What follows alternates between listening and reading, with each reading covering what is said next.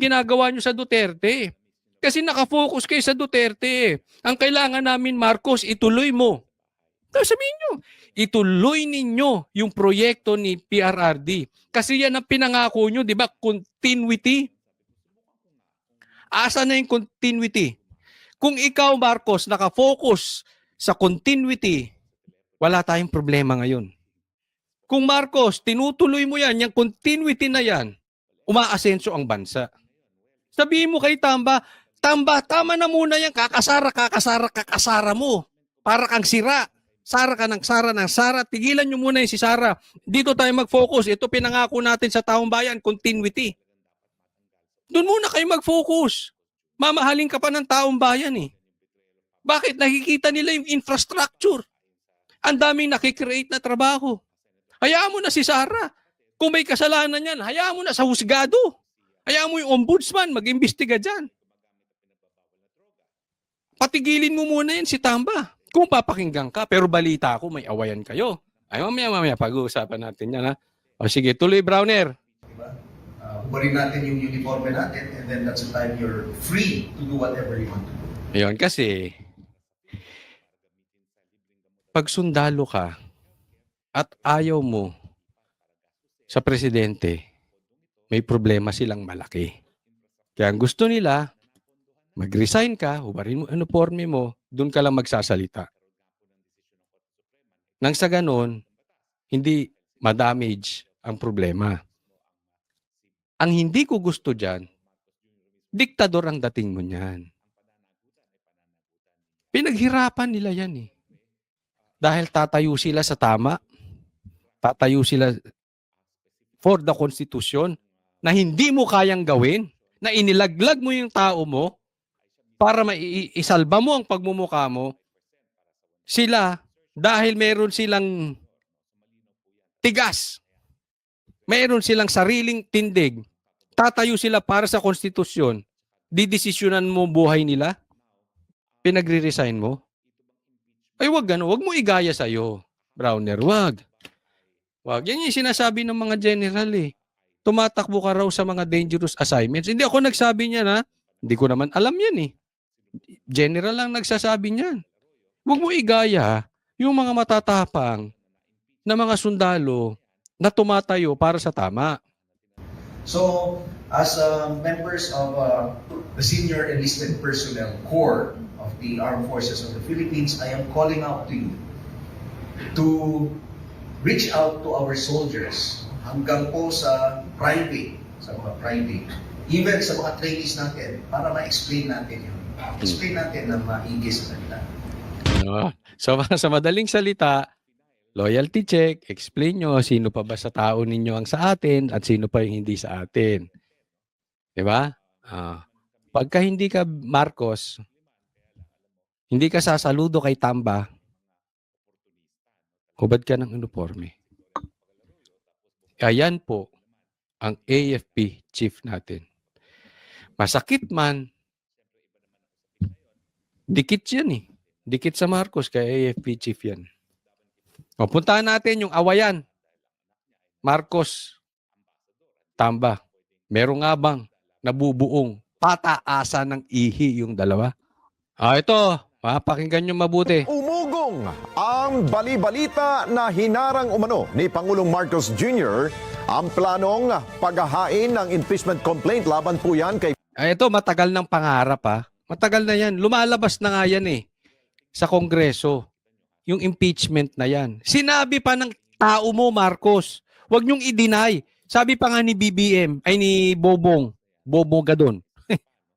Ni Gadon, sabi niya, sigurado next Congress ihahain ng impeachment.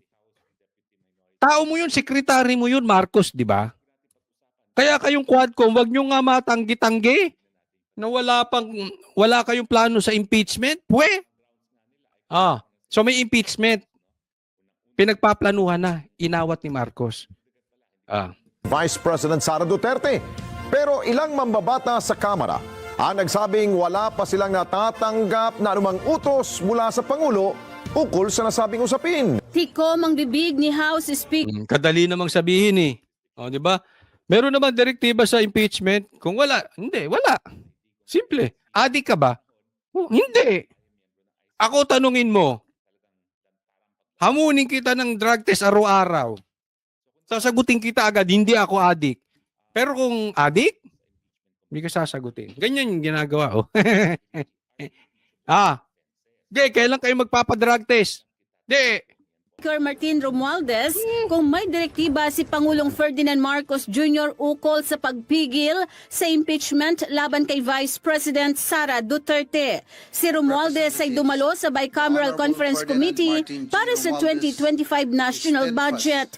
Hinarang umano ni Pangulong Ferdinand Marcos Jr. ang planong impeachment complaints laban kay BP Sara. Sa mensahe ni Eto, mensahe to ni Attorney Taberna. BBM sa mga leader ng Kongreso na lumabas sa FB page ng broadcast journalist na si Anthony Taberna ay sinabi niya na si Sara ay hindi mahalaga kaya huwag maghain ng impeachment complaint. Yan. Sinabi ni Attorney Taberna, nag-message daw doon sa GC siguro ito ng mga ng Congress. Kasi sino ba magpapa-impeach? Alam ka namang Senado. Alam nga naman ako. Wala na, di ba? Sino pa ba magpapa-impeach? Alam ka naman kayo, hindi yung Kamara. Ito sabi, in the larger scheme of things, Sara is unimportant. So please do not file impeachment complaints. It will only distract us from real work of government. Wow, Nax real. Wala ka nga nagawa sa continuity pambira ko. But anyway, pinahihinto yung impeachment. At alam naman natin yan, nakahain na yan. Tinutulak na yan ng bata. Nitamba na sila Castro, sinasabi pa yan ni Gadon, di ba? Pero pansinin mo, bakit siya nag-GC? Ba't nag-GC si Marcos? Maraming dahilan. Una, ito yung una. Itong unang posible. Itong dalawa, may girian na. Si Marcos at si Tamba. Kasi pwede mo namang sabihan, oy, Tamba, pahintuin mo na nga yung mga tao mo na yan. Ayaw ko ng impeachment. Tapos, bakit ka mag-GC? Di ba? May mga ganyan eh. Pwede mo namang diretsuhin eh. Ba't ipadadaan mo sa GC? Tama ba ako? Tama-tama. Naku, may mga GC rin. Alam ko yan. Huwag tayong maglokohan. Di ba? Pwede mo namang diretsuhin eh. Kung wala kayong pataasan ng ihi. To the very least. Baka nga may away na tong dalawang ito. Di ba? Kasi bakit mo i-GGC? Ibig sabihin, binaypas mo si Tamba. Kahit presidente ka, siyempre, hindi mo naman dapat i-bypass si Tamba. Dapat si Tamba pa rin na magsasabi doon sa mga tao niya. Siya yung paimbestiga ng paimbestiga eh. Gumagastos na nga dyan eh. Di ba? Kasi diyan na nga napupunta yung pera ng taong bayan. Ano bang ginagawa nitong mga Quadcom kung hindi araw-araw? Puro imbestiga sa Duterte, imbestiga kay PRRD, imbestiga sa DepEd, imbestiga kay BP Sara, imbestiga. No, saan na napupunta oras nila? Sa imbestigasyon. Di ba? Obviously, hindi siya sinusunod ni Tamba. May sungay din. May sungay din ng animal. Kung hindi siya, animal talaga, kung ang naglagay sa'yo, yung presidente, pinsan mo, hindi ka naman, ano bang credentials niyan si Tamba para maging speaker? Wala, di ba? Kaya lang naman nandiyan niya kasi sip-sip kay Marcos, pinsan ni Marcos eh. Real talk po. So, ano dyan? Hindi siya sinusunod ni Tamba, di animal nga. Kung hindi niya sinusunod, di ba yung naglagay? So, hindi siya sinusunod, so dumiretso siya sa tao. Tigas ng ulo mo eh. Sinabi ko ng stop na yan, hindi ka umi-stop. Diretso na ako sa tao mo. Doon na ako mag-group chat. Di ba? So, it's either matigas ang ulo ni Tamba or weak talaga to si Marcos. Or parehas. Kaya hindi siya sinusunod ni Tamba. Totoong weak siya. At kaya naman hindi sumusunod si Tamba, dahil talaga matigas ang ulo kasi dati pa yan eh. Di ba? May nagkukwento nga sa akin, hindi ko alam kasi hindi pa ata ako buhay nun. Ang problema din daw ng tatay na Marcos yung Romualdez din. Kwento lang sa akin yan. Hindi ko po alam ha. Hindi ko na inabot yan. Pero parang ganito rin eh. History repeating itself. Kung totoo yung kinuwento sa akin. Di ba? Gate pa ng Pangulo na makakagambala lamang ito sa tunay na At ito pa ang pangatlo. Mamaya sasabihin ko sa inyo. Ang posibilidad. Bakit to nag-message pang ganyan? hangarin ng gobyerno na pagpapabuti ng kalagayan ng lahat ng Pilipino. Sina Senate President Francis Chis Escudero at House Speaker Martin Romualdez ay parehong dumalo sa Economic Managers Meeting sa Malacanang na pinangunahan ni Pangulong Marcos. Naks. Ilang kongresista naman ang nagsabi na wala pa silang natatanggap na utos mula sa Pangulo. Wala pa. Tingnan mo ha, itong Quadcom. Mga lagi sagot nila, wala pa. Hindi pa. Kasi pwede naman. Hindi, walang impeachment. Tapos. Wala pa. Hindi pa. So, ibig sabihin, talagang pinaplano nito. Kaya wag niyong i-deny na Quadcom naman. Niloloko niyo ba kami? Presidente na nga yung nag-message sa inyo eh. So, ibig mong sabihin, sinungaling yung presidente? Sino ba? Sa tingin nyo, sino sinungaling dito sa dalawang ito? Etong Quadcom? O yung presidente? Huwag na nga daw i-impeach tapos sasabihin nyo wala kayong natatanggap. O may sinungaling sa inyo. Ginagago nyo ba ang presidente? Gago. Sir, may direktiba po ba sa inyo sa issue ng impeachment? Ha? No. Wala pa so far. Oh, may direktiba sa inyo ng impeachment? Wala pa. Wala pa so far. Meron yan. Kaya lang, wala pa. Ang tanong lang dito, sino ba sinungaling? Eto, mamang ito, o si Presidente. Pinahihinto na nga eh. Tingnan natin kung ano mangyayari. Wala. Kahit sa Wala pa. Puro sila, wala pa. Hoy! Eto, tanong lang, huwag kayong magagalit ha, kasi yung huling nagtanong taga-Seminay, taga-Seminay pa man din ako, kinulong nyo, kinontempt nyo. Tanong lang, baka nagpapataas lang kayo ng presyo. Pagka tumaas na yung presyo ng proyekto, tanong lang po yan, nagtatanong ha, hindi ko kayo pinagbibintangan. Baka pag, saka nyo ihain yung impeachment, depende sa, depende saan? Depende sa apathy. Apathy. Ba't napunta sa apathy? Ewan ko itong mga ito. Ang gugulo nitong mga congressman natin. sinong congressman? So sinasabi mo, sinungaling si Marcos. Oh. Hindi ko daw alam sa iba, pero sa akin wala pa. Sinungaling si Marcos, ganon. Opo, pero kayo, wala. Una nang inihayag ni dating Senator wag na Antonio natin pansinin Trillanes to. IV Walang kwenta na handa yan. ng ihain ng impeachment complaint laban kay Ito masasabi ko ha.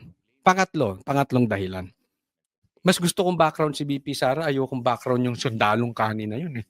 Alam mo, itong sundalong kanina ito, tsaka yung tropa niyang dilaw. Dilawang tae na yan. Sorry, pasensya na doon sa mga kakain. Inodoro na kasi yan. So, sausaw lang yan ng sausaw. Speaking of sausaw, ito yung isang dahilan, ha? Simulan na natin yung sausaw. Kasi, speaking of dilaw, okay? Ang dilaw kasi,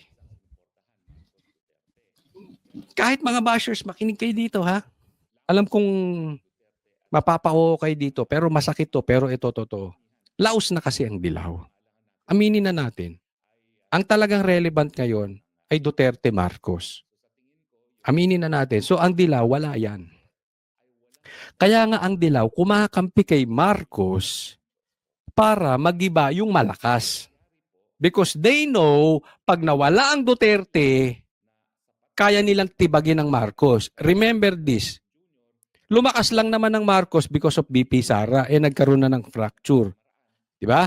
Nagkahiwalay na. At tinalo pa nga ni Leni, eto si Marcos.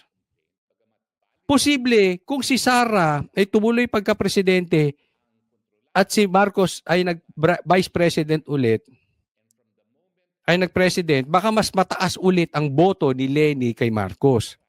That's reality. But for now, ang malakas kasi ngayon, Duterte Marcos, kasi sila yung incumbent, sila yung nakaupo. So naitsapuera itong dilawang inodoro. Kaya nga, kinakampihan nila yung Marcos, kinakain nila yung suka nila, yung sinuka nilang mga Marcos, kinakain nila ngayon kung gaano sila kadiri. Dahil hindi nila matibag ang Duterte. Pag natibag ang Duterte, saglit lang yan ng Marcos. Baligtad yan, hindi nila kakayanin ng Dilaw. At alam nila yan. At alam ni Marcos yan. Kaya nga siguro posible na hindi pinatuloy ni Marcos ang impeachment dahil kakampi niya ang Dilaw ngayon. Sa ngayon, lumalabas na parang hero ng Dilaw si Marcos. So magkakampi sila. Hindi siya ginagalaw ng Dilaw ngayon.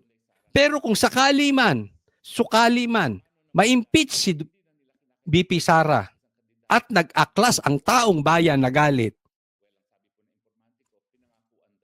hindi na kailangan ng Dilaw si Marcos. Manunood na lang yan sa sideline. For the meantime, hindi kakayanin ni Marcos ang sigaw ng buong Pilipinas dahil maraming nagmamahal sa Duterte. Naiintindihan nyo? Mahihirapan ngayon to si Marcos. Nagets nyo? So maiitsapwera siya. Baka mamaya umuwi na naman ng Hawaii yan. Nagigets?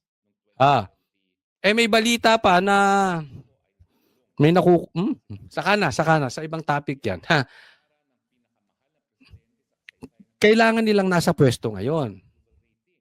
Ang possible niyan, maiitsapwera. Mauupo ang Duterte, hindi na kailangan ng Dilaw si Marcos dahil wala na siya sa pwesto. Wala namang power yan si Marcos. He is weak. We know that. Tamba is only strong right now because of Marcos. Without Marcos, Tamba is nobody. Wala namang mandatong malaki yan. Wala namang boto. Ayaw nga ng taong bayan dyan eh. So itsapwera na rin yung Tamba na yan. Dilaw ngayon. Sila ngayon. Yun yung possibility. Ay hindi naman natalakay ang nangyayaring political bickering sa bansa. Baka hindi natalakay yung political bickering sa bansa kasi baka mamaya loyalty check lang yan. Cheese! Ikaw ba magpapatuloy ng pagiging waiter mo sa asawa ko? Akin ka pa ba? Sabi siguro, yes, boss! O sige, cheese! Kinantahan ni Marcos, akin ka na lang. Ganon, posibleng ganon eh. Loyalty check. Di ba? Tiniyak din nila na wala itong epekto sa ekonomiya ng Pilipinas. No, we did not. It was focused on the budget for 2025 and the need to prioritize our the funding of the high priority projects of government of this administration. But let me note that it's as we have indicated in our release yesterday. It's a business as usual for us, and I don't think that these political noises would have any impact on the economy. Actually, there are a lot of investment in our country. Matapang! Ito. Na wala pa silang Sabihin ko sa inyo yung next possible na dahilan bakit nag-message ng ganun si Marcos. Posible na nakikita na nila yung sigaw ng taong bayan. No? Inaawat nila. Dahil malilintikan na sila pare-parehas. Nag-i-strategize na lang yan na, teka muna, medyo mabigat nga. Mabigat nga ang Duterte. Kasi nabubuo na, dumadami na sa EDSA. Oy, mamaya! Kita-kita po tayo dyan. Ha? Maraming nagpupunta dyan, Banateros. Pero ako mamaya. Nagpunta kaming veterans, pero mamaya pupunta po ako dyan. Okay? Kita-kita tayo dyan sa EDSA. Yun nga, no? So, alam na nila yung lakas na Duterte. So, nag-i-strategize sila. Ngayon, nag-message siya para kumalat. Diba? Kasi parang imposible naman bakit kumalat eh. Diba? Pwede naman yung tawagan isa-isa yan. No? Tama na muna yan ha. Tama na yung impeachment. Baguhin natin strategy natin.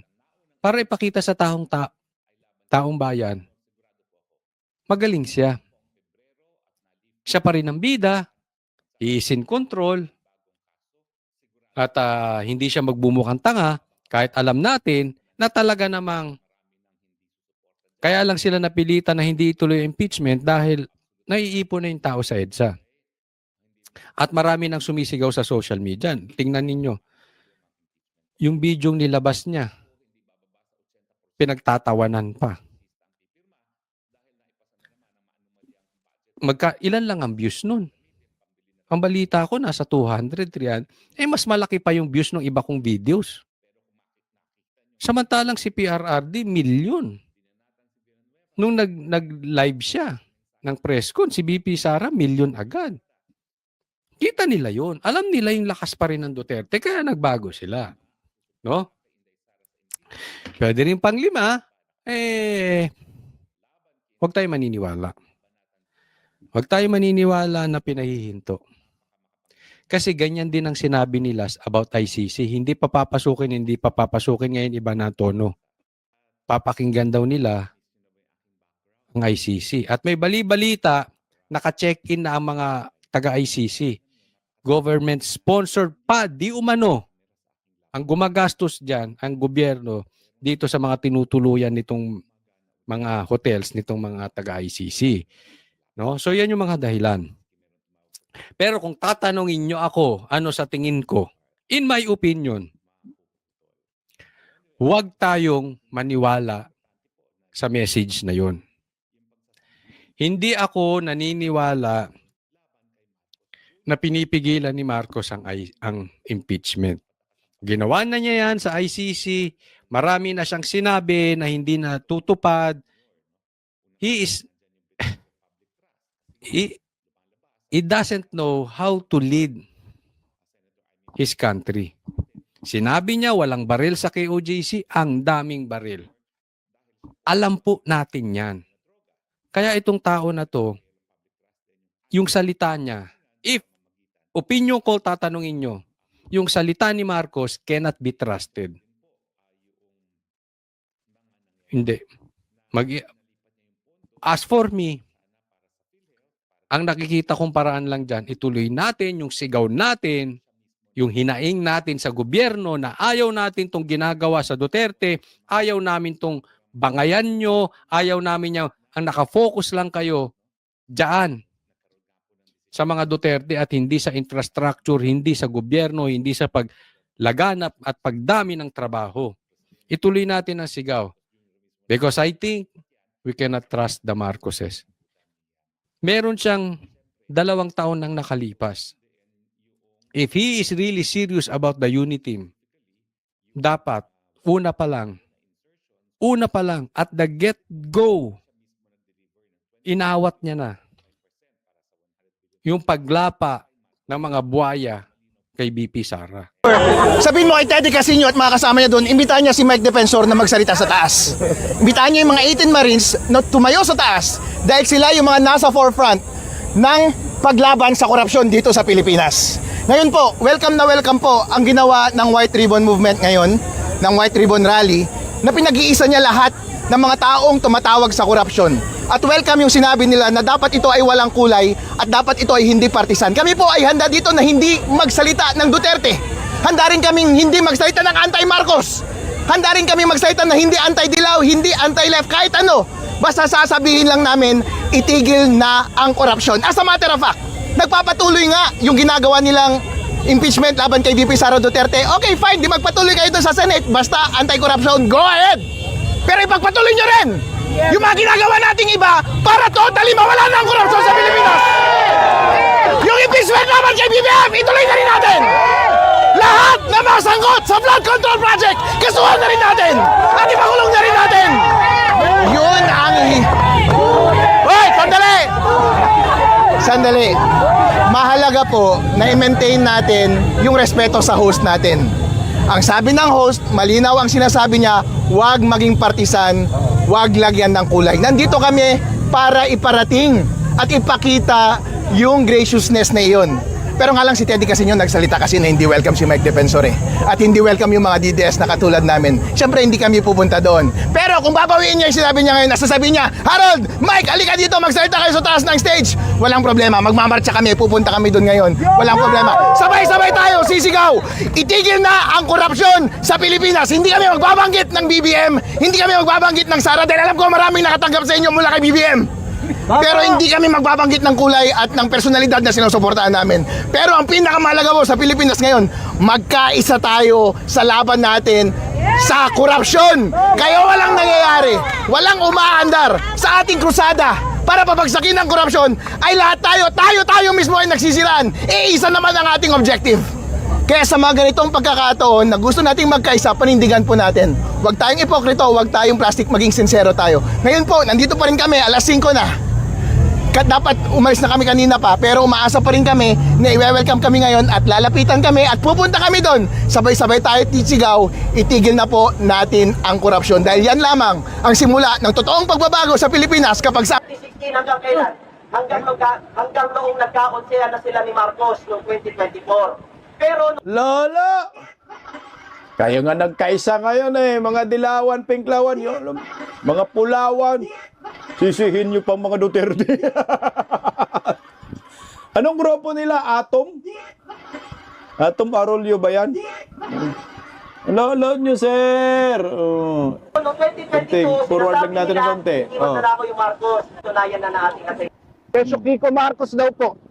Sa mga nakikita po natin sa social media, yung mga trolls, kung alam namin yung narrative na halos idikit, yung mga nagsusuot ng kulay yellow, tinatawag ng mga Yellow Army o Yellow Revolutionaries noong 1986. Pareho ng sinasabi ni Senator Alan Peter Duterte. Hindi ko po sinasabi yung pang-apelyido niya, pero para pong lumalabas, pareho po sila ng sinasabi ng mga trolls sa social media at nagmumukha po siyang Senator Alan Peter Duterte. Lolo mo! Dilawan, tunaw na kayo. Kahit anong tutok ng mga media sa inyo, los ninyo. Wala na kasi napupuna kasi kayo ni Senator Alan Peter Cayetano na wala na kayong wala nang laban. Bakit? Kinain na kayo ni Lisa Baki at ni Bungit. Sinampal na yung leader ninyo. Yan si Bam Aquino at saka si Kiko. Si Bam, pinklawan na nga rin, di ba? Aquino yan, pero pinklawan. Aquino yan, pero Marcos supporters. Kung si Senator Alan Peter Cayetano ay Cayetano Duterte, wala problema yan. Proud kami dyan. Pero si Kiko anong apelido? Kiko de Marcos. Kiko Aquino Marcos. Lalo mo, sir. Alam nyo kayong mga dilawan, ang tunay na dilawan ay anti-Marcos. Ang totoong dilawan na nakikita ko simula pa lang nag-umpisa itong Marcos admin ay si Guanzon. Di ba? Ang dilawan ay anti-Marcos, hindi pro-Marcos. Sabi pa yun, hindi kayo kumampi sa mga Marcos. Duterte, panagutin, lolo mo. Convict, Inday Sara, lolo nyo. Hindi nga ninyo kayang isigaw dyan yung bangag resign eh. Nasigaw nyo bangag resign?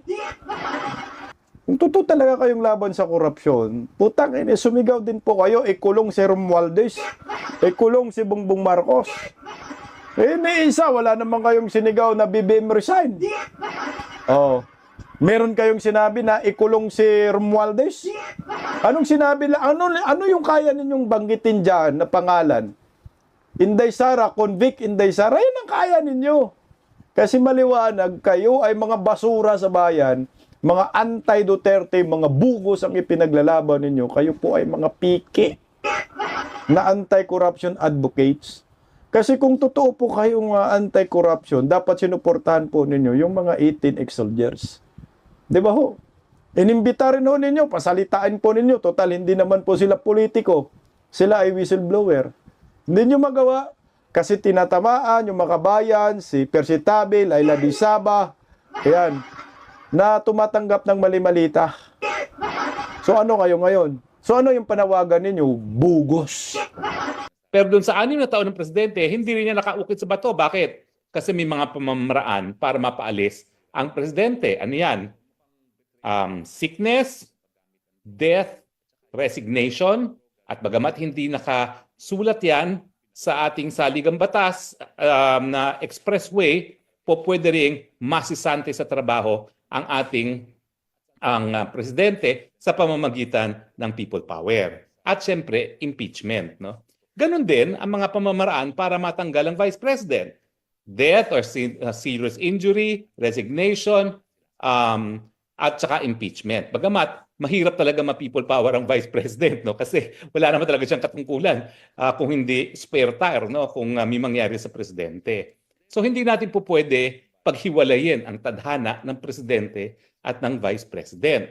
Ang tanong, taon bang 2025 magkakaroon ba ng death? Well, tanging Panginoon lang makakasagot niyan. Magkakaroon ba ng kondisyon na pagkakasakit na hindi siya pwede maging presidente? Diyos lang makakapagsagot niyan. Bagamat, kung totoo yung hinala ng marami na gumagamit ng pinagbabawal na gamot ang ating presidente, yung paggamit kasi ng bawal na gamot, yan ay described as a serious illness. So po pwedeng maging ground for incapacity yan on the basis of serious illness, no? Yung drug addiction. Pero, nasa Panginoon din yan.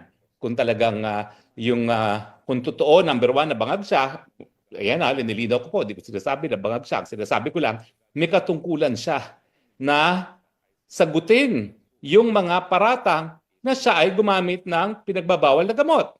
Sino mga nagbato niyan? Si Presidente Duterte, si Agent Morales, at lately, si Cathy Binag. Di ba? Now, ang natitira na lang na opsyon na po pwede nating pag-usapan ay yung resignation at saka yung people power. Now, yung resignation, nasa presidente yan. At syempre, nagkaroon na tayo ng pagkakataon sa Erap Estrada, natanggal siya dahil ang sabi ng Korte Suprema, nung siya'y umalis ng Malacanang matapos ang people power 2, yan ay constructive resignation. Talagang desisyon yan na merong constructive resignation. Kasi nga, nagkaroon ng malawakang people power, ang hinihingi ay resignation ni Erap Estrada at lumabas ng Malacanang si Erap Estrada na para bagang katugunan niya doon sa sigaw ng bayan na siya'y mag-resign. So ang resignation po pwedeng express, may letter of resignation po pwedeng implied kapag ang tao ay sumigaw na alis ka dyan at umalis siya. Pero yung people power, yan bagamat hindi nakasulat na isa sa mga basihan para matanggal ang presidente, yan mismo ang pundasyon ng 1986 Constitution. Kasi 1986 Constitution, nais nating i-institutionalize, kumbaga bigyan ng buhay forever sa ating kasaysayan at pang-araw-araw na buhay, ang people power. At yun nga po ay nandoon, nakapaloob dun sa probisyon ng saligang batas na nagsasabi ng taong bayan ang tunay na soberenya sa bansang Pilipinas. At dahil ang taong bayan ang tunay na soberenya, may karapatan ng taong bayan na magsisante ng presidente kung sa tingin nila ay panahon na para sisantehin dahil hindi niya nagaganapan ang kanyang katungkulan. At kaya nga po, nung panahon na si Cory Aquino, hindi naman siya dineklarang panalo nung snap election ng COMELEC, ay sinabi ng Korte Suprema, nung siya ay nanumpa bilang isang presidente dahil sa people power, nang umalis ang Presidente Marcos Sr., nagpunta ng Hawaii, matapos tayo mag-tipon-tipon sa EDSA, yan ay isang legal na pamamaraan para mapalitan ang presidente. So ang tanong, meron bang mga dahilan na resignation o people power para maging dahilan na mawala ang PBBM sa panahong 2025? Well, unang-una, hindi po yan nakabase sa crystal ball. Yan po ay nakabase sa mamamayang Pilipino. Kayo po ang susi kung gusto nyong susantihin o kung pupuwersahin nyong mag-resign ang nakaupong presidente. Pero sa tingin ko, malaki ang posibilidad. Bakit? O tignan nyo yung national budget. Kaya naman pinospone ni PBBM yung kanyang paglagda ng national budget. Alam niya, nagalit ang taong bayan, lalong-lalo na doon sa pagdoble ng mga kakwartahan na makukuha ng mga congressman at senatong. At saka doon sa AKAP, na for the first time, ayuda ng mga kongresista at senatong ang magdidesisyon kung sino makakatanggap sa panahon na merong eleksyon. Galit na galit dyan ang taong bayan. Pero alam naman natin na sa ating kasaysayan, kaya meron tayong probisyon sa ating saligang batas na ang militar ay protektor ng mga mamamayan, importante rin ang papel ng ating kasundaluhan. Kasi sila yung magpoprotekta sa taong bayan. Nung EDSA 1, ang nangyari dyan is sila FBR at si JPE nagsabi, nagwi-withdraw na kami ng suporta sa chain of command. At pinalusob na ni Marcos, Kipabiander, yung mga PC at mga militar na nandun sa Camp Aguinaldo at Camp Crame. Kaya nanawagan ang Cardinal Sin, protektahan natin ang kasundaluhan. At yun ang tinawag nating people power na ngayon ay nakaukit sa 1986 Constitution na isang pamamaraan para matanggal ang isang presidente.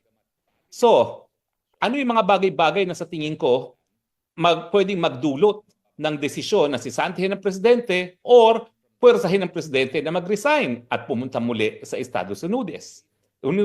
Estados Unidos. Nabulol ako. Pasensya na kayo. Well, unang-una yung saligang batas na yan. Mali si PBBM na sa tingin niya, mabobola niya yung taong bayan na doon sa paglaline veto niya ng mga item na nasa unprogrammed funds, maniniwala na ang taong bayan na wala na yung mga kawalangyaan sa pangtaunang budget na yan. Unang-unang kawalangyaan dyan yung pagdoble ng budget na Kamara. Yung pagdagdag ng 50% budget sa Office of the President at yung AKAP na 26 billion. At yung pagtapyas doon sa mga ahensya na dapat, sabi ng saligang batas, nangunguna sa laki ng budget na ibinibigay at ito yung departamento nga ng DepEd na hindi naman na-restore yung tinanggal na 10 billion. So, galit dyan ang taong bayan. Anong patunay ko na ito ay posibleng maging dahilan para mapilitang magsisante or mag-people power at taong bayan? Well, unang-una, nung November, nag-people power. Ang pula ng iba, bagamat malaki, ang mga tao lang ni Duterte ang naroroon.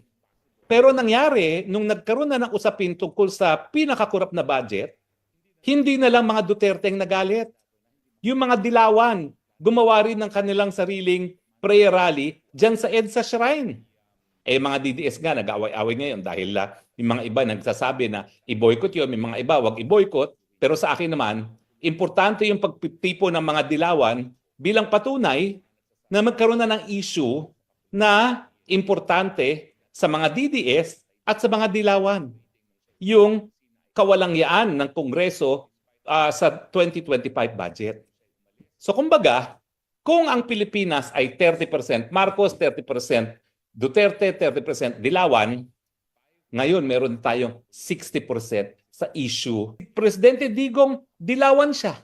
Kaya nga nagsimula siya ng kanyang karera sa politika. Inappoint siya as Vice Mayor OIC ni Nene Pimentel sa ilalim ng revolutionary government ni Cory Aquino. Ganyan din nagsimula ng political career ang Jojo Binay at marami pang iba na inappoint as OIC dahil ng panahon ni Cory, binaliwala lahat ng mga nakaupo na opisyales, pinalitan ng mga OIC at sinarapan ng dalian ng Kongreso at ang presidente ang gumagawa ng batas sa pamamagitan ng executive order. So, wag natin gamitin yung dilawan. Gamitin na lang natin pinklawan. Ito mga pinklawan, ito yung mga Delima, ito yung mga Risa Ontiveros na sumusuporta sa impeachment ni Sara Duterte. Pero narinig nyo na ba ang Leni Robredo na sumusuporta sa impeachment ni Sara Duterte? At alam naman natin na nung piyesta ng Peña Francia, nagkita ang Leni Robredo at ang Sara Duterte. Now, ang bali-balita ko, kaya naman nakipagkita rin itong Leni Robredo kay Sara Duterte kasi may panahon ng nakalipas, unang-una noong 86, lola ni Sara ang namuno sa mga dilawan sa Davao City. Okay. Pangalawa, nung tumakbo ang Vice President Leni Robredo for Vice President, sabi ng iba, tinulungan daw ni Inday Sara sa kanyang Davao City ang Leni Robredo. Kaya marami nagsasabi na hindi imposible na merong common ground ang Leni Robredo at ang Inday Sara Duterte. Ako po, nakasama ko sa dormitory ng isang taon yan, si Leni Robredo, nung kami po ay freshman sa UP, Diliman. So alam ko, na ang pananaw talaga ni Leni Robredo ay kapareho ng kapananaw ko, na nung mga panahon ng 86, talagang ikaw ay anti or pro-Marcos. At ngayon, 2025, ang issue na naman, ikaw ay pro or anti-Marcos. Kaya nga nagtataka ako kung bakit ang mga Risa Ontiveros, ang mga Leila de Lima, at ang mga komunista, yung mga party list, oh my goodness, nagsani puwersa at lahat sila nag-anti-Duterte at mukhang pro-Marcos. Siyempre, ang sabi ng marami, Marcos versus Duterte raw. Ang sabi ko, hindi. Kabutihan kalaban sa kasamaan yan. So, merong mga dilawan na tinatawag kong pinklawan na sila ay sumusuporta sa impeachment ni Duterte. Pero meron namang mga dilawan, kasama na si Digong, si Tatay Digong na dilawan noong 1986 na hindi sumusuporta sa impeachment. Ano ibig sabihin? Balik tayo doon sa 30-30-30. Kung ang dilawan ngayon ay hati sa dalawa, sabihin natin Risa Ontiveros, Leila de Lima, Leni Robredo, etc., 15-15. So, 45-45 ang mangyayari ngayon dun sa dalawa. Ang issue na lang is ilan sa mga dilawan ang susuporta or lalaban dito sa impeachment ni Inday Sara Duterte. Pero sa tingin ko, yung Iglesia ni Cristo kasi, isang boto lang yan. At yan naman ang kapangyarihan nila no, sa politika. So meron dyan, marami rin mga dilawan. At dahil nagsalita ang kanilang liderato sa kanilang simbahan, natutulan ang impeachment ni Sara, hindi tayo 45-45 ang mangyayari dyan. Matitilt ang balance in favor of dun sa tutol kay impeachment ng Inday Sara. So anong equation ngayon? Ang equation, hindi 45-45. Baka 55 ang magiging tutol sa impeachment ni Inday Sara, kung hindi mas marami pa, 45 ang pabor. Kapag ganyan ang nangyari, nasa issue ng pantaunang budget, 60% anti-Marcos. Sa issue ng impeachment Inday Sara, 55% against Inday Sara. At sa issue ng charter change, ito ng charter change naman, hindi ko naman naririnig ang Leni Robredo at de Lima, yung mga pinklawan, na sila in favor of charter change. So pwede nating sabihin na 60% din ang anti-charter change. So kung titignan mo yung mga issue na magdidetermine kung ang tao ay maghuhusga na sisantihin or pilitin na mag-resign ang Bongbong Marcos Jr. dito sa panahon, sa taon ng 2025, karamihan dun sa equation na Marcos, Duterte, Dilawan, karamihan, at least 60% ay papabor sa number 1, laban sa pantaon ng budget nito, number 2, sa charter change, at number 3, sa impeachment. Kaya ang tingin ko, malakas ang posibilidad na itong taon nito ang huling bagong taon ng Marcos Jr. sa Malacanang. Ano pa ang mga bagay na ating titignan? Well, bukod pa dun sa mga issue at yung paninindigan ng mga Pilipino dito sa issue ng Marcos forever or Marcos goodbye, nariyan din ng mga Amerikano.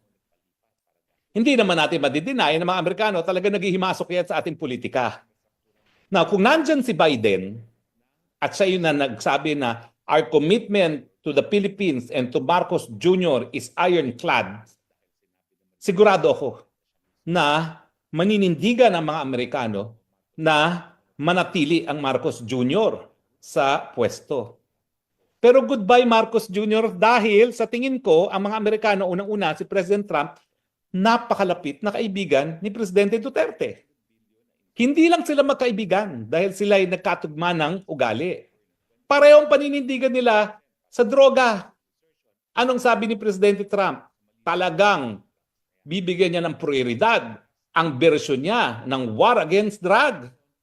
Abay, itong si President Trump ang nanghiram ng konsepto ng war on drugs kay Presidente Duterte at hindi si Presidente Duterte ang kumopya. kay President Trump. At yung paninindigan ni Trump, nang uunahin muna niya yung Amerika at ayaw muna niyang makigulo. Now, itong gulo, yung posibilidad na ang Pilipinas ay gagamiting base militar ng mga Amerikano laban sa mga China, yan yung ayaw ni Trump. Kaya nga ang sabi ni Trump sa Europa na mayroong mutual defense treaty rin, na kapag inatake ang Europa, sasaklolo ang Amerika, magbayad kayo. Ano kayo, hilo? Tingin ko, ganyan din ang paningin ni Trump. Alam niya na kinakailangan matalong China pero hindi sa pamamaraan ng gera. Tatalunin niya ang China, at least tatangkain niya, pagdating sa kalakal, trade, at pamumuhunan sa buong daigdig. Pero yung sabihin mo na importante kay Trump ang Pilipinas dahil ito ay magagamit ng Amerika laban sa China, unang-una, ayaw ni Trump ng gera. So kung ang ating assessment ay 55-45 sa lahat ng issues, ay kakampi dun sa pagtanggal kay Presidente Marcos Jr. either through resignation or people power, dagdagan natin ngayon ng 10% yung suporta ng mga Amerikano sa dalawang bagay. Unang-una, na mawala sa pwesto ang Marcos Jr. at pangalawa, na bibigyan ng asylum ang Marcos Jr. gaya ng ginawa ni Republican President Ronald Reagan kay Marcos Sr. So kung magre-resign o mapapaalis sa people power ang Marcos Jr., gaya ng kanyang ama, inaasahan natin na asylum niya ay dun pa rin sa Amerika. So yung 55-45 magiging 65-35. At yan ay hindi galing sa aking crystal ball. Yan yung aking statistical probability na magkakaroon ng bagong presidente. Pag-usapan natin ngayon, sinong papalit? Well, alam nyo kasi, hindi mangyayari ang palitan kung walang militar.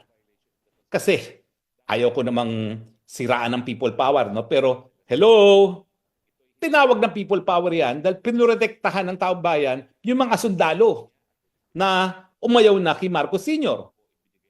Dahilan na hindi sila napatay lahat, no? Pero militar ang gumalaw. So talagang militar ang siyang magdedesisyon kung gagampanan nila yung kanilang katungkulan bilang protektor ng taong bayan. At kung gagalaw ang militar, ang dahilan ay unang-una nakita nila itong budget nito ay hindi sang-ayon sa interes ng taong bayan, lalong-lalo na sa interes ng mga militar. Bakit? Kasi hindi magkakaroon ng katuparan yung mataas na retirement na binigay ni Duterte sa kanila at hindi magkakaroon ng katuparan yung modernization ng AFP. At pangatlo, ito pinaka-importanting dahilan, yung kalaban ng sukbong sandatahan nang mula pa nung matapos ang pangalawang pandaigdigang digmaan, ang mga komunista kasama ngayon ni Tambaluslos sa Kongreso at ni Marcos Jr. Hanggang kailan kayo susuporta sa isang adik? Huwag kayong magagalit sa akin, ha? Yan po ay inuulit ko lang yung tanong ng ating dating presidente na mahal ng tao until now na si PRRD. Nasa saligang batas, bawal maging involved ang isang politiko sa droga. Hindi tayo nagbibintang. Okay? Nagtatanong lang. Kailan nyo sasagutin yung tanong ni PRRD? Hanggang kailan kayo susuporta sa isang adik?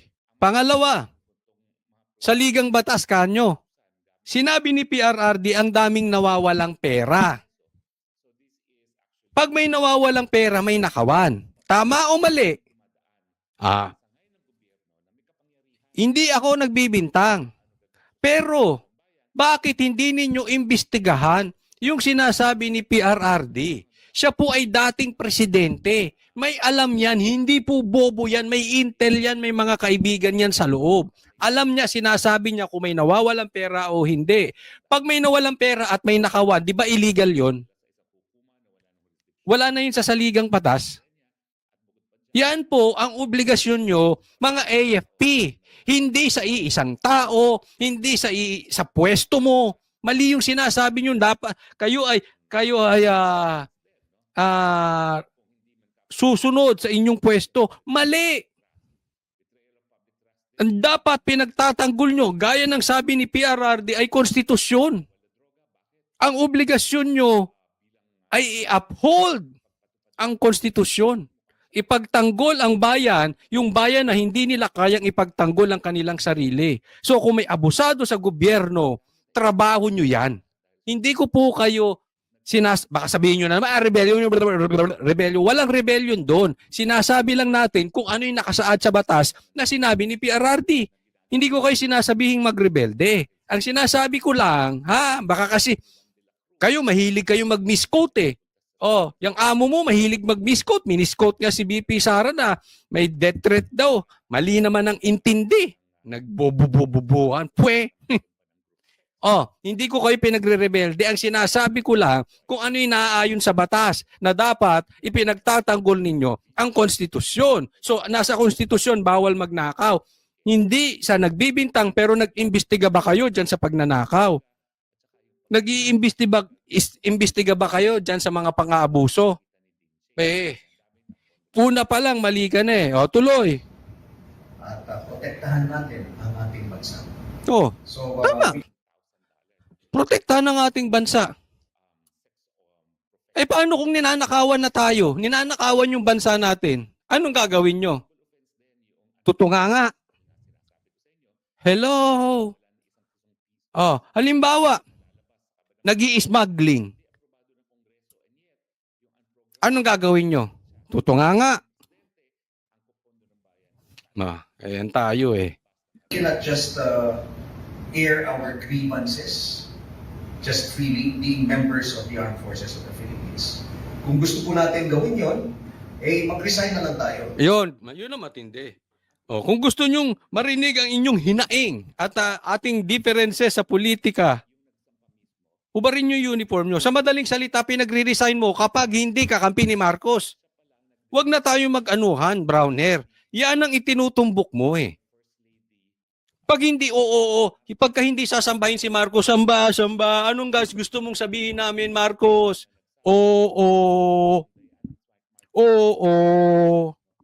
Pag kumontra, hubad ka ng uniforme. Ganon. So kailangan umuo kami ng umuo kahit mali. Again, ulitin ko, hindi tayo nagbibintang. Paano nga kung adik? Paano nga kung nagnakaw? Anong gagawin nyo?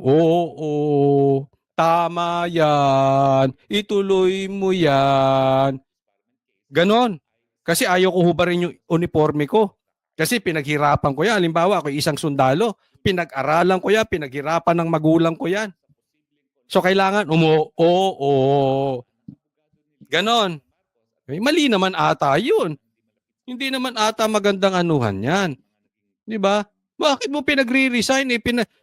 Kung tama naman ang ginagawa at nasa saligang batas, sabi mo nga pag nasa saligang batas bakit mo pinagre-resign? Ba't mo pahuhubarin ang uniforme?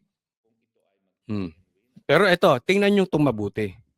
The fact na nagsasalita na to si Browner ng ganyan, ito ay nakakabalita na siya na sa loob, meron ng ayaw sa gobyernong ito.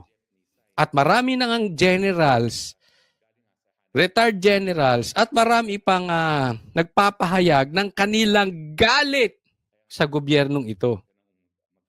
Kaya ito, we can take this as a sign na meron na talagang problema sa loob. Na this is just like loyalty check. Kausapin nyo yung tao. Tingnan natin sino pa yung atin at hindi. So tinitingnan nila. Pero tingnan yung mabuti ha. Dahil sa naging problemang ganyan, nilift. Yung contempt ni Acosta. Yung impeachment, hindi na pinatutuloy. Di ba? Naramdaman nila Naramdaman nila ang puwersa ng Duterte. Kaya uulitin ko, ituloy po ninyo ang pagsigaw. Hindi lang po sa kalsada. Ituloy nyo ang pagsigaw. Sabi nga ni BP Sara, freedom of speech. Yung peaceful assembly kasama na rin dyan. Ibig sabihin, hindi lang sa EDSA. Kung kayo nasa malayong lugar, isigaw ninyo yung karapatan ninyo. Yung ine-expect nyo sa gobyerno nang maramdaman nila nang hindi sila mang-api ng todo kasi this is very crucial. Tatandaan nyo po naglo-loyalty check na tong mga ito. Ito, sinimulan na niya. Tapos, titingnan nila, ano bang pulso ng bayan? Ha? Magsalita kayo ng magsalita.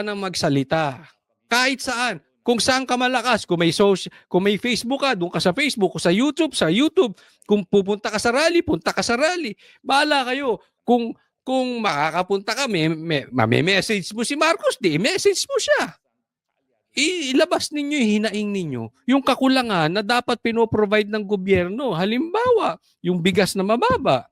Saan napupunta yung flood control project? Trabaho, sana yung trabaho. Yung bakit ang dolyar napakataas, ang gasolina tuloy-tuloy ang taas. Isigaw nyo yan. Sigaw nyo na ayaw nyo, hindi nyo gusto.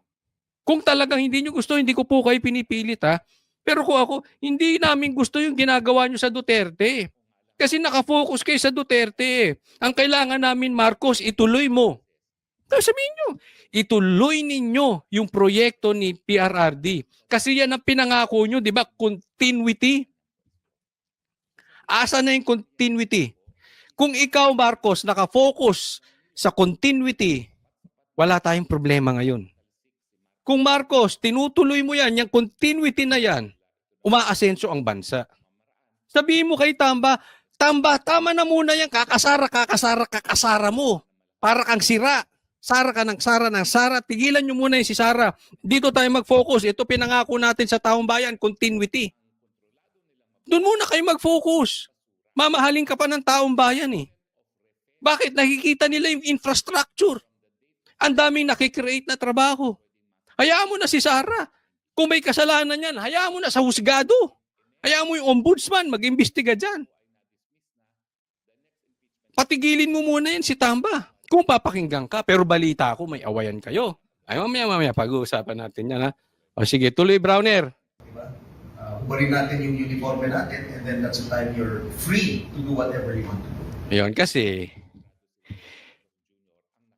pag sundalo ka at ayaw mo sa presidente, may problema silang malaki.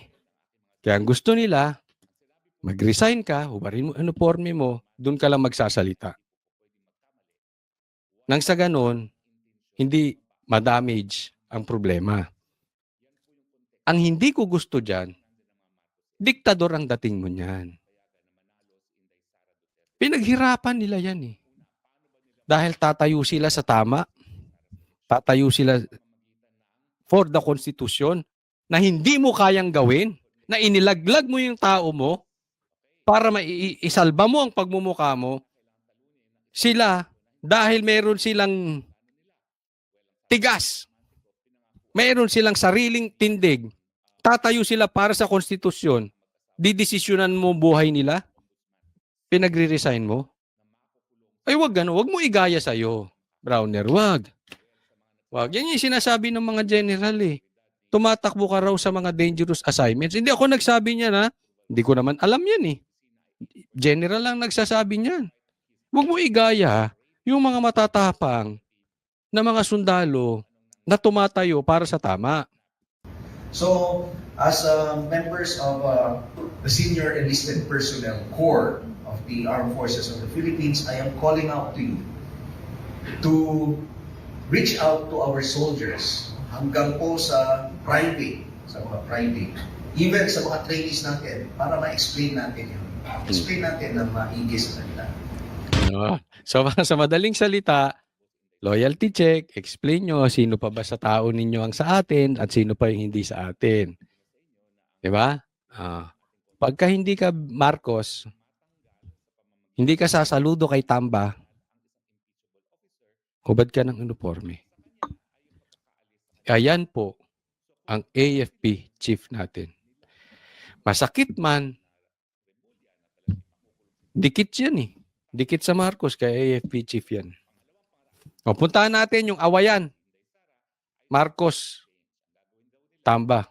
Meron nga bang nabubuong pataasa ng ihi yung dalawa? Ito, mapakinggan nyo mabuti. Umugong ang bali-balita na hinarang umano ni Pangulong Marcos Jr. ang planong paghahain ng impeachment complaint laban po yan kay Ito, matagal ng pangarap ha. Matagal na yan. Lumalabas na nga yan sa Kongreso. Yung impeachment na yan. Sinabi pa ng tao mo, Marcos, huwag niyong i-deny. Sabi pa nga ni BBM, ay ni Bobong Gadon. Ni Gadon, sabi niya, siguradong sigurado next Congress, ihahain ang impeachment.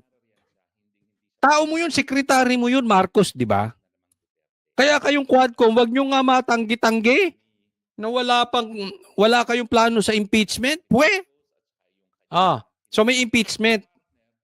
Pinagpaplanuhan na, inawat ni Marcos.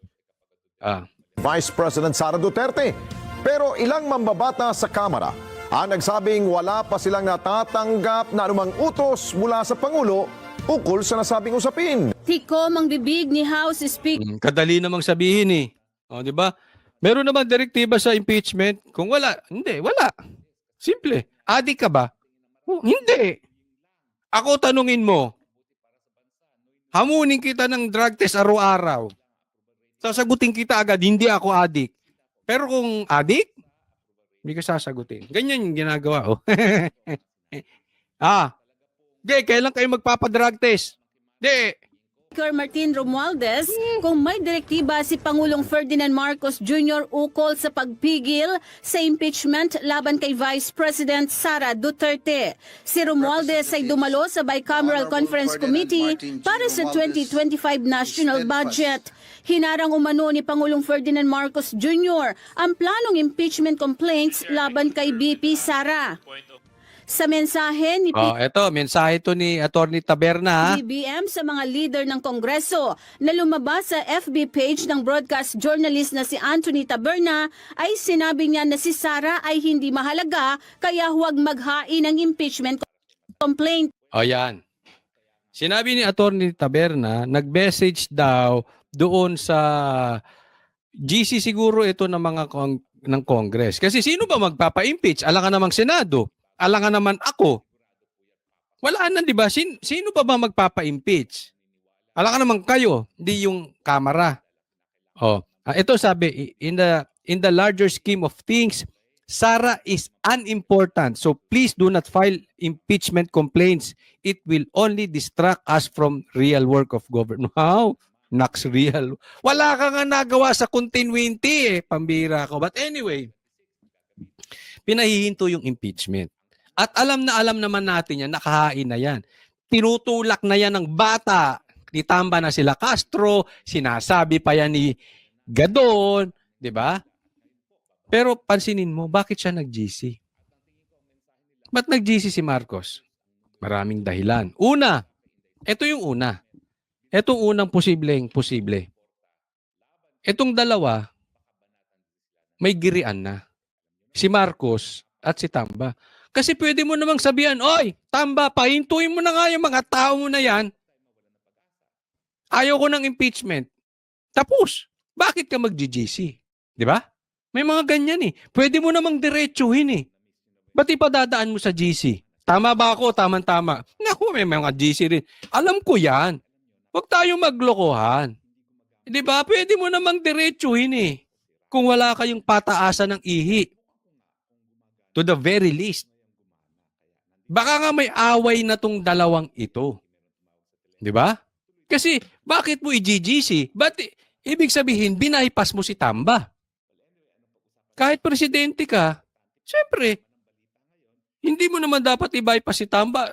Dapat si Tamba pa rin na magsasabi doon sa mga tao niya. Siya yung paimbestiga ng paimbestiga Gumagastos na nga dyan Di ba? Kasi diyan na nga napupunta yung pera ng taong bayan. Ano bang ginagawa nitong mga Quadcom kung hindi araw-araw? Puro imbestiga sa Duterte, imbestiga kay PRRD, imbestiga sa DepEd, imbestiga kay BP Sara, imbestiga. No, saan na napupunta oras nila? Sa imbestigasyon. Di ba? Obviously, meron silang gusto mangyari kay BP Sara. Binaypass nito. Oh. Kaya yan posibleng may awayan. Pangalawang possibilities dito. Ha? Pangalawa, hindi siya sinusunod ni Tamba. May sungay din. May sungay din ng animal. Kung hindi siya, animal talaga, kung ang naglagay sa'yo, yung presidente, pinsan mo, hindi ka naman, ano mang credentials niyan si Tamba para maging speaker? Wala. Di ba? Kaya lang naman nandiyan niya kasi sip-sip kay Marcos, pinsan ni Marcos real talk po. So, ano dyan? Hindi siya sinusunod ni Tamba. Di animal nga. Kung hindi niya sinusunod, di ba yung naglagay? So, hindi siya sinusunod. So, dumiretso siya sa tao. Tigas ng ulo mo Sinabi ko ng stop na yan, hindi ka umi-stop.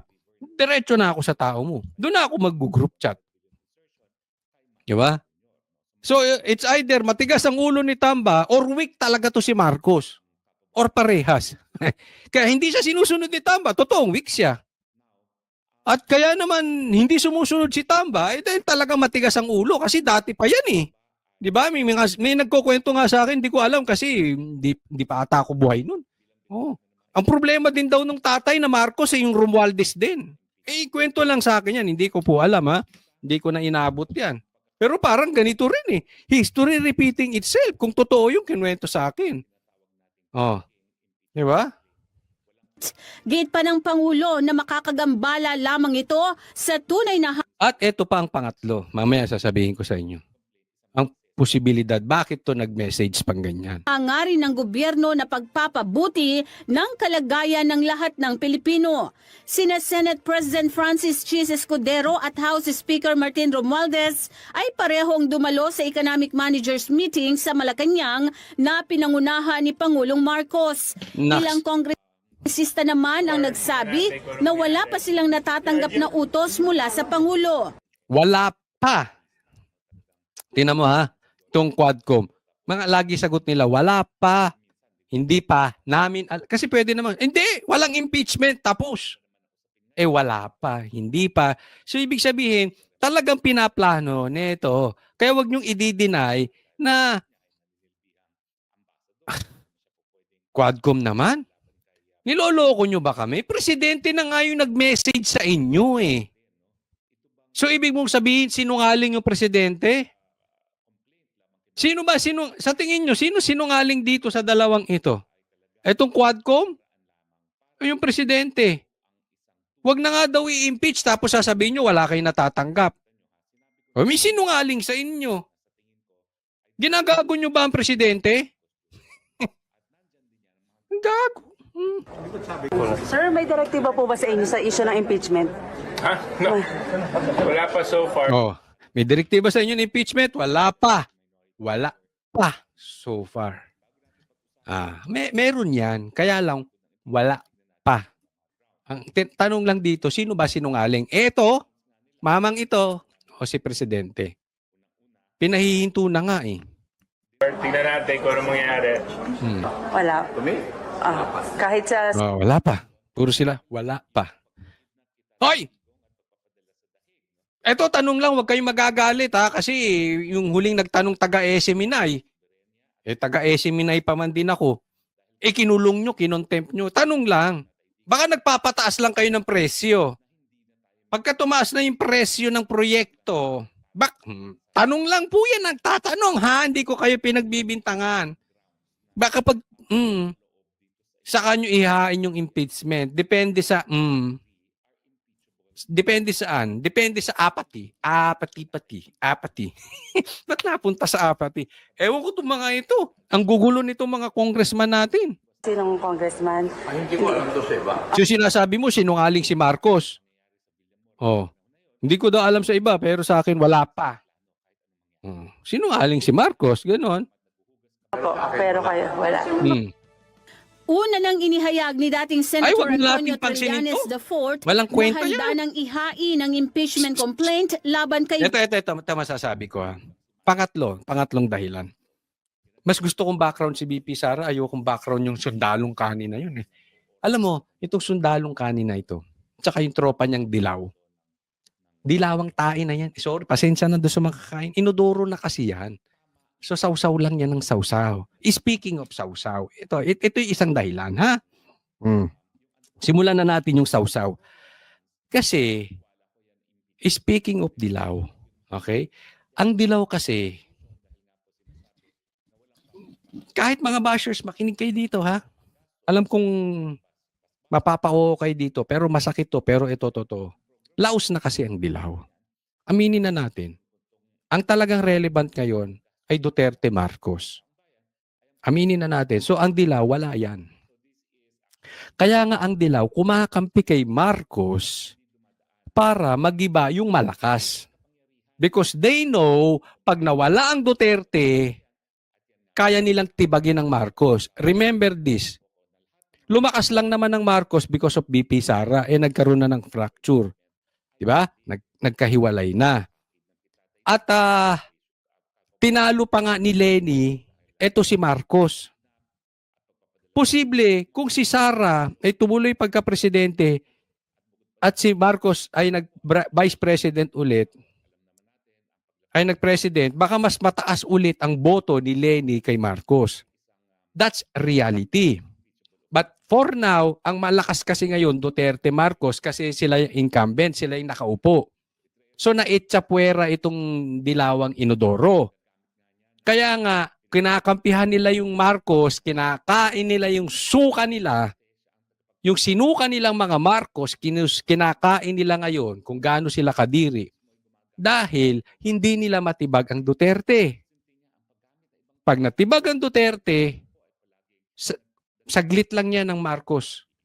Baligtad yan, hindi nila kakayanin ng dilaw. At alam nila yan. At alam ni Marcos yan.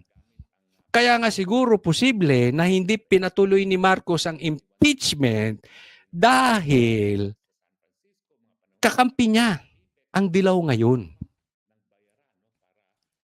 Sa ngayon, lumalabas na parang hero ng dilaw si Marcos. So magkakampi sila. Hindi siya ginagalaw ng dilaw ngayon. Pero kung sukali man, ma-impeach si BP Sara at nag-aklas ang taong bayan na galit, hindi na kailangan ng dilaw si Marcos.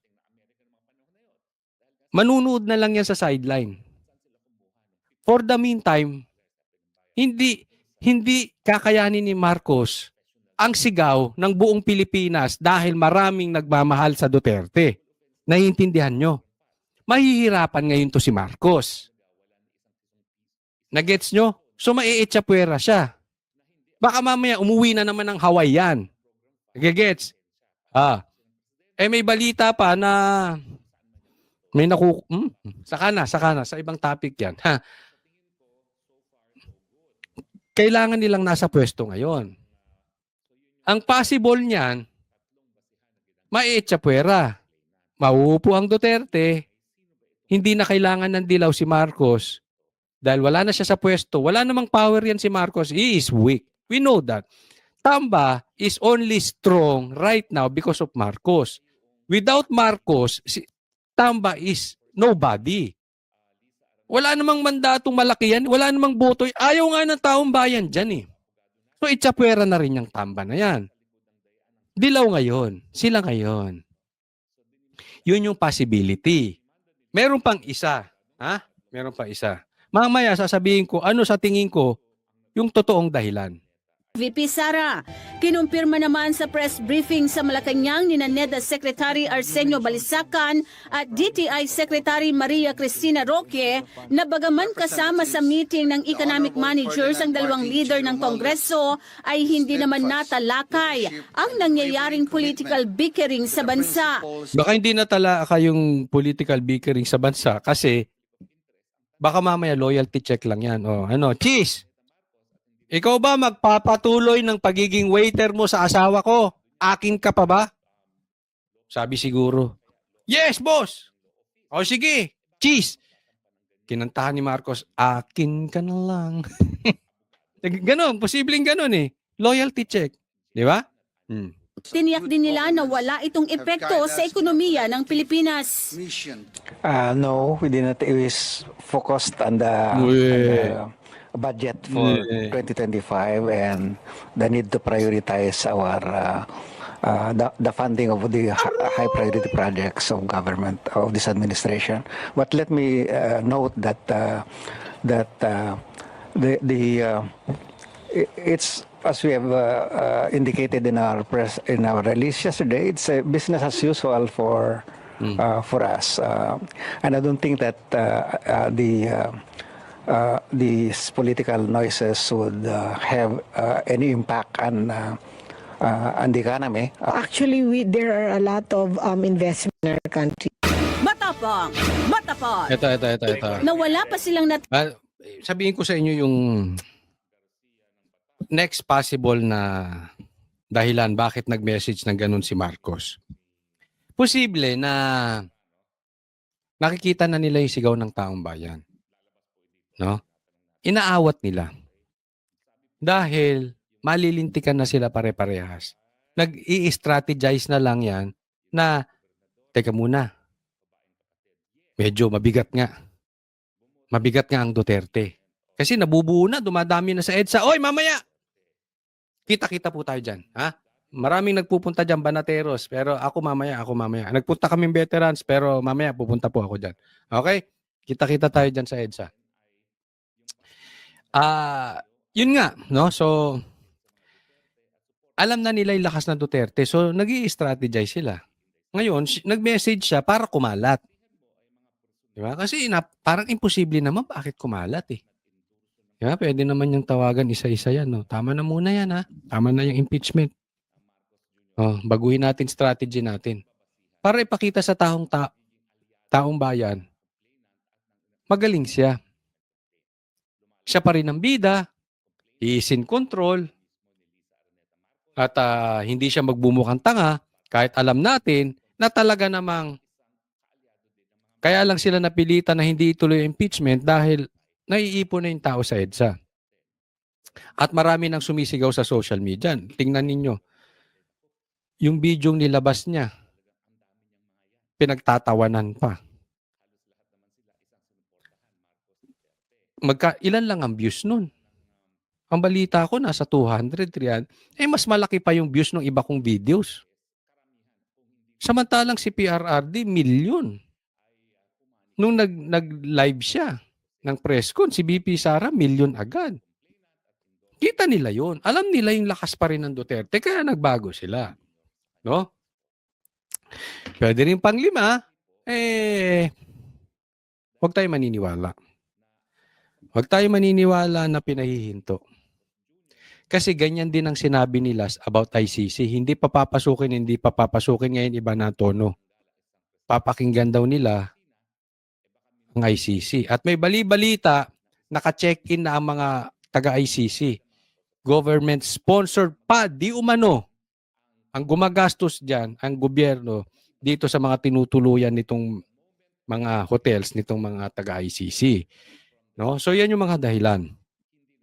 Pero kung tatanungin nyo ako, ano sa tingin ko, in my opinion, huwag tayong maniwala sa message na yun.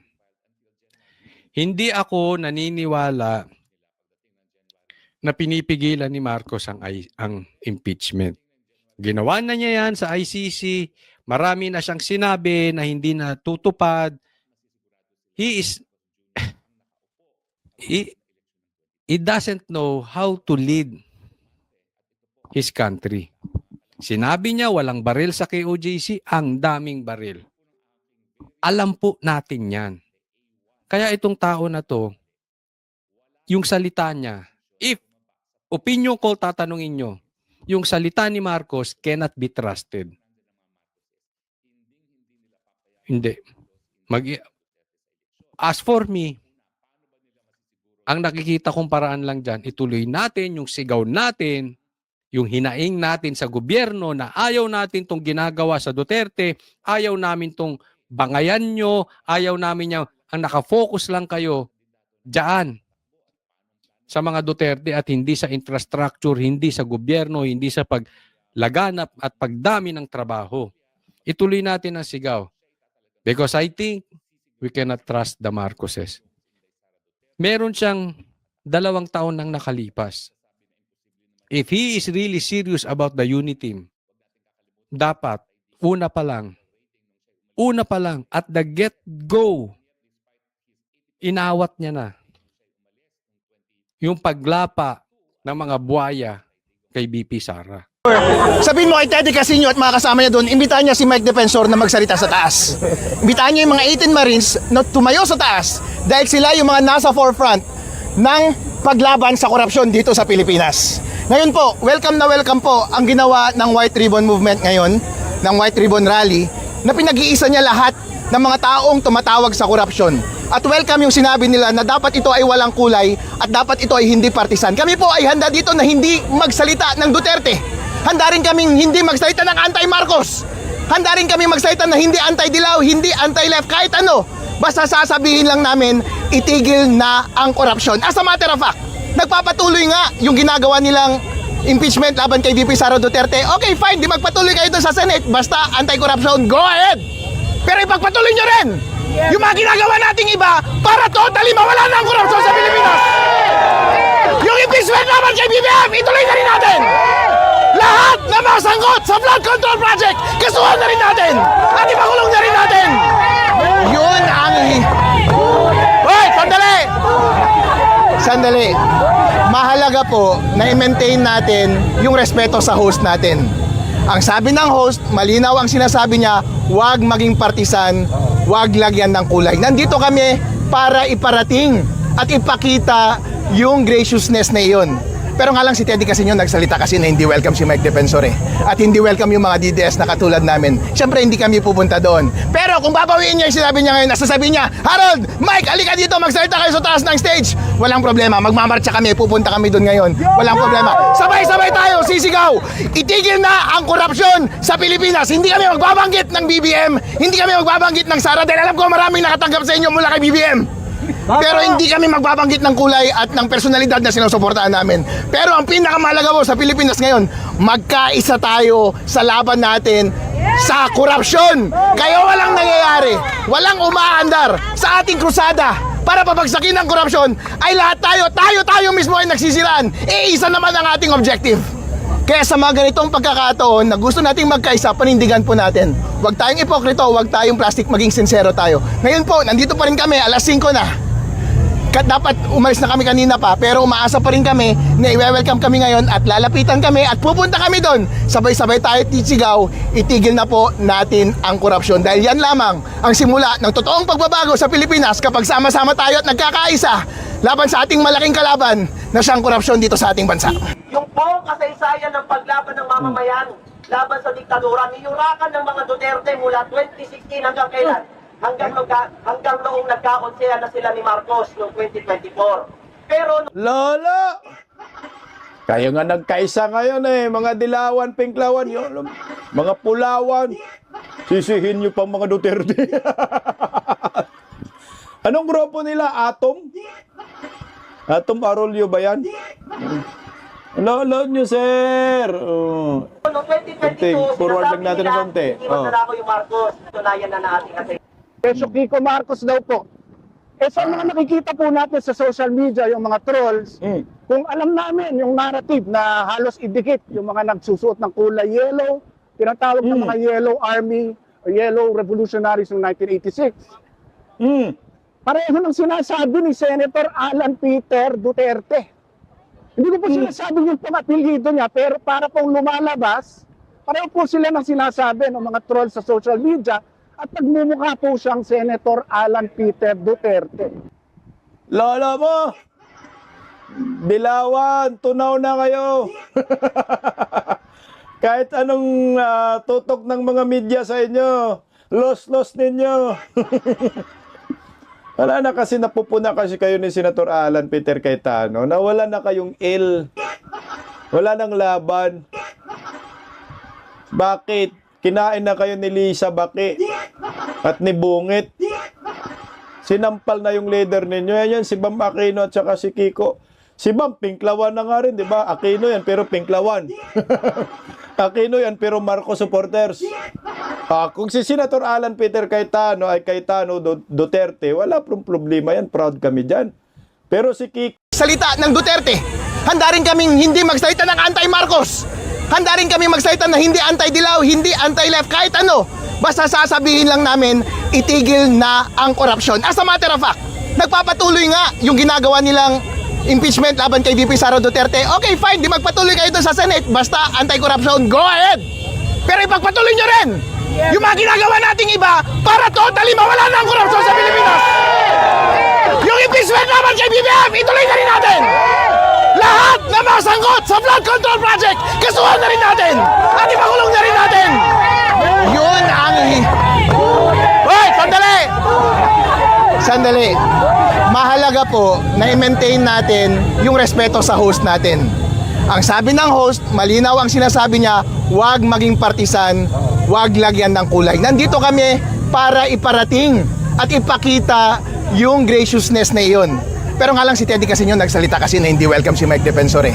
At hindi welcome yung mga DDS na katulad namin. Siyempre hindi kami pupunta doon. Pero kung babawiin niya yung sinabi niya ngayon, nasasabihin niya, Harold, Mike, alika dito, magsalita kayo sa taas ng stage. Walang problema, magmamarcha kami, pupunta kami doon ngayon. Walang problema. Sabay-sabay tayo, sisigaw.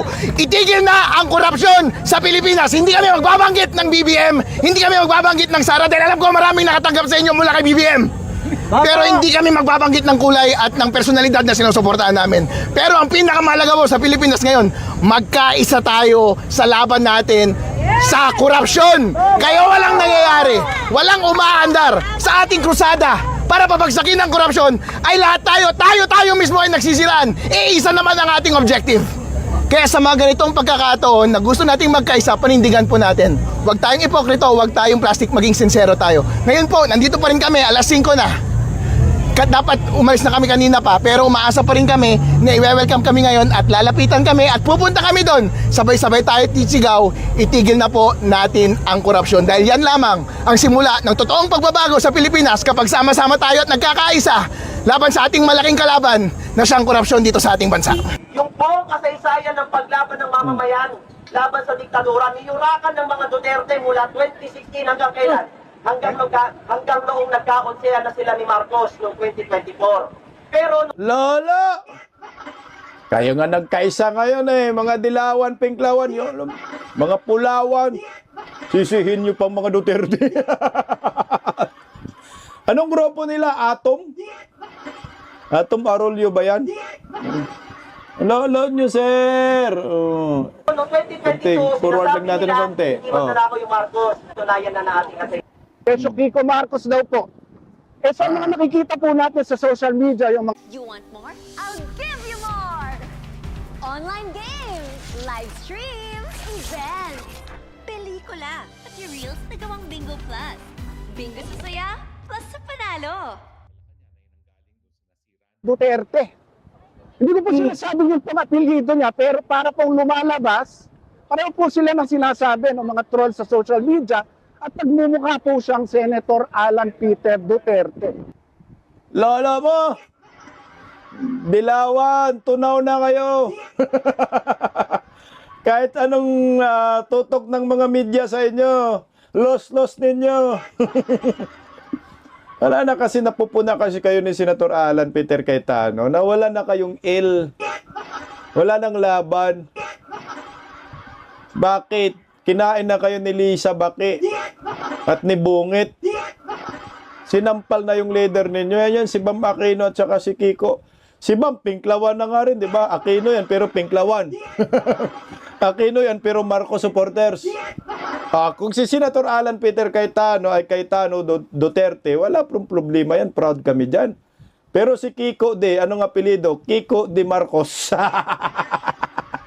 Kiko Aquino Marcos. Lalo mo, sir. Alam niyo ko yung mga dilawan, ang tunay na dilawan ay anti-Marcos.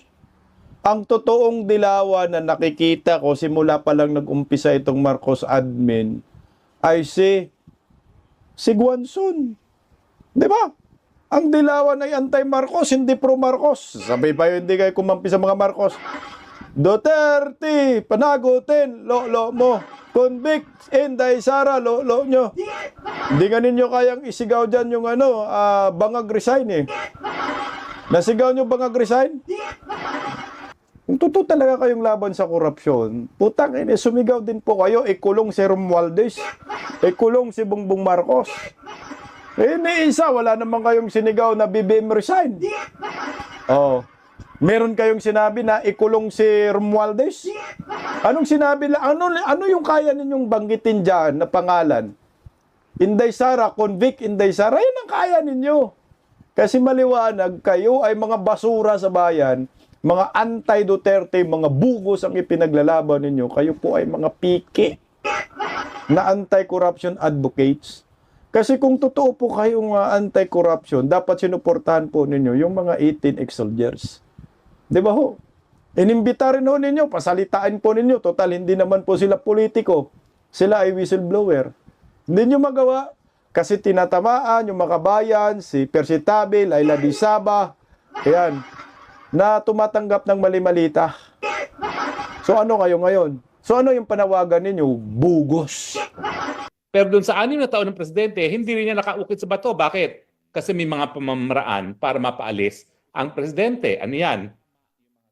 Sickness, death, resignation, at bagamat hindi nakasulat yan sa ating saligang batas na expressway, po pwede ring masisante sa trabaho ang ating presidente sa pamamagitan ng people power. At syempre, impeachment. No? Ganon din ang mga pamamaraan para matanggal ang vice president. Death or serious injury, resignation, at saka impeachment. Bagamat, mahirap talaga ma-people power ang vice president, no? Kasi wala naman talaga siyang katungkulan kung hindi spare tire, no? Kung may mangyari sa presidente. So hindi natin po pwede paghiwalayin ang tadhana ng presidente at ng vice president. Ang tanong, taon bang 2025 magkakaroon ba ng death? Well, tanging Panginoon lang makakasagot niyan. Magkakaroon ba ng kondisyon na pagkakasakit na hindi siya pwede maging presidente? Diyos lang makakapagsagot niyan. Bagamat, kung totoo yung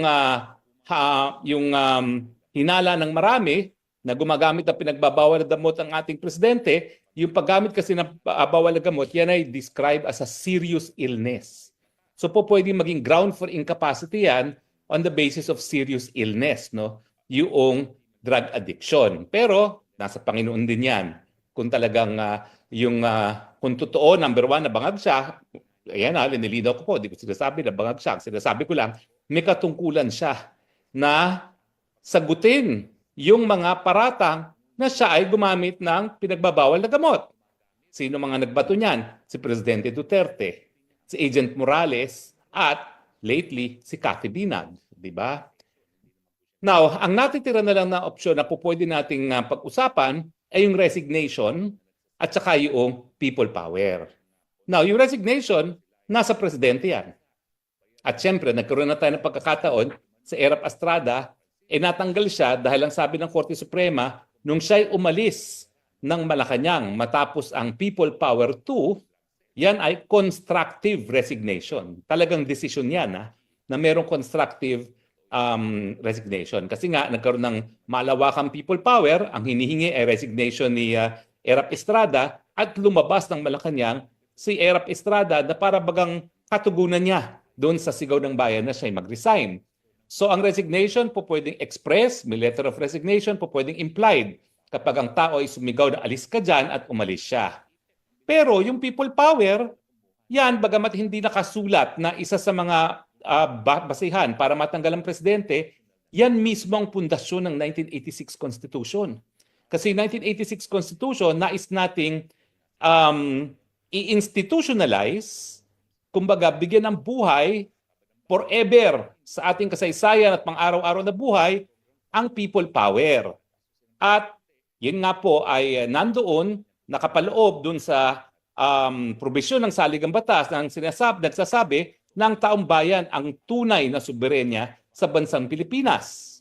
At dahil ang taong bayan ay ang tunay na soberenya, may karapatan ng taong bayan na magsisante ng presidente kung sa tingin nila ay panahon na para sisantihin dahil hindi niya nagaganapan ang kanyang katungkulan. At kaya nga po, nung panahon na si Cory Aquino, hindi naman siya diniklarang panalo nung snap election ng COMELEC, ay sinabi ng Korte Suprema, nung siya ay nanumpa bilang isang presidente dahil sa people power, nang umalis ang Presidente Marcos Sr., nagpunta ng Hawaii, matapos tayo mag-tipon-tipon sa EDSA, yan ay isang legal na pamamaraan para mapalitan ang presidente. So ang tanong, meron bang mga dahilan na resignation o people power para maging dahilan na mawala ang PBBM sa panahong 2025? Well, unang-una, hindi po yan nakabase sa crystal ball. Yan po ay nakabase sa mamamayang Pilipino. Kayo po ang susi kung gusto nyong susantihin o kung pupuwersahin nyong mag-resign ang nakaupong presidente. Pero sa tingin ko, malaki ang posibilidad. Bakit? O tignan nyo yung national budget. Kaya naman pinospone ni PBBM yung kanyang paglagda ng national budget. Alam niya na galit ang taong bayan, lalong-lalo na doon sa pagdoble ng mga kakwartahan na makukuha ng mga congressman at senatong. At saka doon sa AKAP, na for the first time, ayuda ng mga kongresista at senatong ang magdidesisyon kung sino makakatanggap sa panahon na merong eleksyon. Galit na galit dyan ang taong bayan. Pero alam naman natin na sa ating kasaysayan, kaya meron tayong probisyon sa ating saligang batas na ang militar ay protektor ng mga mamamayan, importante rin ang papel ng ating kasundaluhan. Kasi sila yung magpoprotekta sa taong bayan. Nung EDSA 1, ang nangyari dyan is sila FBR at si JPE nagsabi, nagwi-withdraw na kami ng suporta sa chain of command. At pinalusob na ni Marcos, kipabiander, yung mga PC at mga militar na nandun sa Camp Aguinaldo at Camp Crame. Kaya nanawagan ang Cardinal Sin, protektahan natin ang kasundaluhan. At yun ang tinawag nating people power na ngayon ay nakaukit sa 1986 Constitution na isang pamamaraan para muli sa Estados Unidos. Estados Unidos. Nabulol ako, pasensya na kayo. Well, unang-una yung saligang batas na yan. Mali si PBBM na sa tingin niya, mabobola niya yung taong bayan na doon sa paglaline veto niya ng mga item na nasa unprogrammed funds, maniniwala na ang taong bayan na wala na yung mga kawalangyaan sa pangtaunang budget na yan. Unang-unang kawalangyaan dyan yung pagdoble ng budget na Kamara, yung pagdagdag ng 50% budget sa Office of the President, at yung AKAP na 26 billion. At yung pagtapyas doon sa mga ahensya na dapat, sabi ng saligang batas, nangunguna sa laki ng budget na ibinibigay, at ito yung departamento nga ng DepEd na hindi naman na-restore yung tinanggal na 10 bilyon. So, galit dyan ang taong bayan. Anong patunay ko na ito ay posibleng maging dahilan para mapilitang magsisante or mag-people power at taong bayan? Well, unang-una, nung November, nag-people power. Ang pula ng iba, bagamat malaki, ang mga tao lang ni Duterte ang naroroon. Pero nangyari, nung nagkaroon na ng usapin tungkol sa pinakakurap na budget, hindi na lang mga Duterte ang nagalit. Yung mga dilawan, gumawa rin ng kanilang sariling prayer rally dyan sa EDSA Shrine. Mga DDS nga, nag-away-away ngayon dahil yung mga iba nagsasabi na i-boycott yun, may mga iba, wag i-boycott. Pero sa akin naman, importante yung pagtipo ng mga dilawan bilang patunay na magkaroon na ng issue na importante sa mga DDS at sa mga dilawan. Yung kawalangyaan ng Kongreso sa 2025 budget. So kumbaga, kung ang Pilipinas ay 30% Marcos, 30% Duterte, 30% dilawan, ngayon meron tayong 60% sa issue ng budget. Nagsama ang DDS, nagsama ang dilawan, at sinasabi, kawalangyaan yung budget na yan na ipatutupad ngayong 2025. Naisabay pa dun sa impeachment ni Sara. Well, totoo. Yung pari nga na tumawag ng people power sa EDSA Shrine laban sa budget, siya rin ay pumirma doon sa pangatlong impeachment ni Inday Sara. Kaya nga sabi ng ibang mga DDS, i-boycott yung pagtitipon na yon. No? Pero ang punto, bagamat yung mga loyalista, ilan sa kanila ay sumusuporta sa impeachment dahil may paksyon. Tawagin na lang natin na yung paksyon na yon ay paksyon ng pinklawan. Bakit? Kasi alam mo, pag nagsalita ka ng dilawan, noong 1986, ikaw ay either loyalista or dilawan. Walang miron. So ako, dilawan ako. Si Presidente Digong, dilawan siya.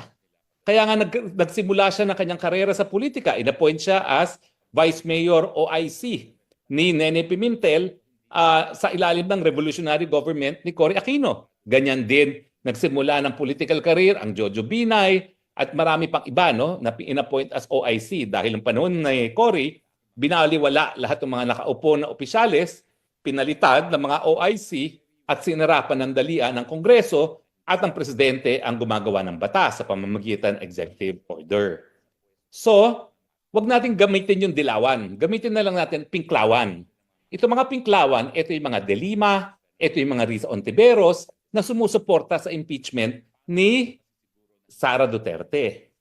Pero narinig nyo na ba ang Leni Robredo na sumusuporta sa impeachment ni Sara Duterte? At alam naman natin na nung piyesta ng Peña Francia, nagkita ang Leni Robredo at ang Sara Duterte. Now, ang bali-balita ko, kaya naman nakipagkita rin itong Leni Robredo kay Sara Duterte kasi may panahon ng nakalipas, unang-una noong 86, lola ni Sara ang namuno sa mga dilawan sa Davao City. Okay. Pangalawa, nung tumakbo ang Vice President Leni Robredo for Vice President, sabi ng iba, tinulungan daw ni Inday Sara sa kanyang Davao City, ang Leni Robredo. Kaya marami nagsasabi na hindi imposible na merong common ground ang Leni Robredo at ang Inday Sara Duterte. Ako po, nakasama ko sa dormitory ng isang taon yan, si Leni Robredo, nung kami po ay freshman sa UP, Diliman. So alam ko, na ang pananaw talaga ni Leni Robredo ay kapareho ng kapananaw ko, no? Na nung mga panahon ng 86, talagang ikaw ay anti or pro Marcos. At ngayon, 2025, ang issue na naman, ikaw ay pro or anti Marcos. Kaya nga nagtataka ako kung bakit ang mga Risa Ontiveros, ang mga Leila de Lima, at ang mga komunista, yung mga party list, oh my goodness, nagsani puwersa at lahat sila nag-anti-Duterte at mukhang pro-Marcos. Siyempre, ang sabi ng marami, Marcos versus Duterte raw. Ang sabi ko, hindi. Kabutihan kalaban sa kasamaan yan. So, merong mga dilawan na tinatawag kong pinklawan na sila ay sumusuporta sa impeachment ni Duterte. Pero meron namang mga dilawan, kasama na si Digong, si Tatay Digong na dilawan noong 1986 na hindi sumusuporta sa impeachment. Ano ibig sabihin? Balik tayo doon sa 30-30-30. Kung ang dilawan ngayon ay hati sa dalawa, sabihin natin Risa Ontiveros, Leila de Lima, Leni Robredo, etc., 15-15. So, 45-45 ang mangyayari ngayon dun sa dalawa. Ang issue na lang is ilan sa mga dilawan ang susuporta or lalaban dito sa impeachment ni Inday Sara Duterte. Pero sa tingin ko, yung Iglesia ni Cristo kasi isang boto lang yan. At yan naman ang kapangyarihan nila no, sa politika. So meron dyan marami rin mga dilawan. At dahil nagsalita ang kanilang liderato sa kanilang simbahan, natutulan ang impeachment ni Sara, hindi tayo 45-45 ang mangyayari dyan. Matitilt ang balance in favor of dun sa tutol kay impeachment ng Inday Sara. So anong equation ngayon? Ang equation, hindi 45-45. Baka 55 ang magiging tutol sa impeachment ni Inday Sara, kung hindi mas marami pa, 45 ang pabor. Kapag ganyan ang nangyari, nasa issue ng pantaunang budget, 60% anti-Marcos.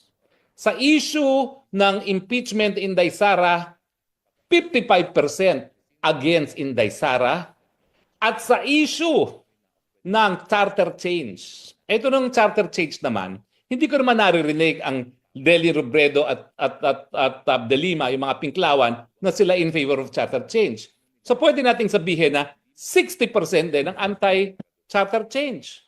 So kung titignan mo yung mga issue na magdidetermine kung ang tao ay maghuhusga na sisantihin or pilitin na mag-resign ang Bongbong Marcos Jr. dito sa panahon sa taon ng 2025, karamihan dun sa equation na Marcos, Duterte, Dilawan, karamihan, at least 60% ay papabor sa number 1, laban sa pantaon ng budget nito, number 2, sa charter change, at number 3, sa impeachment.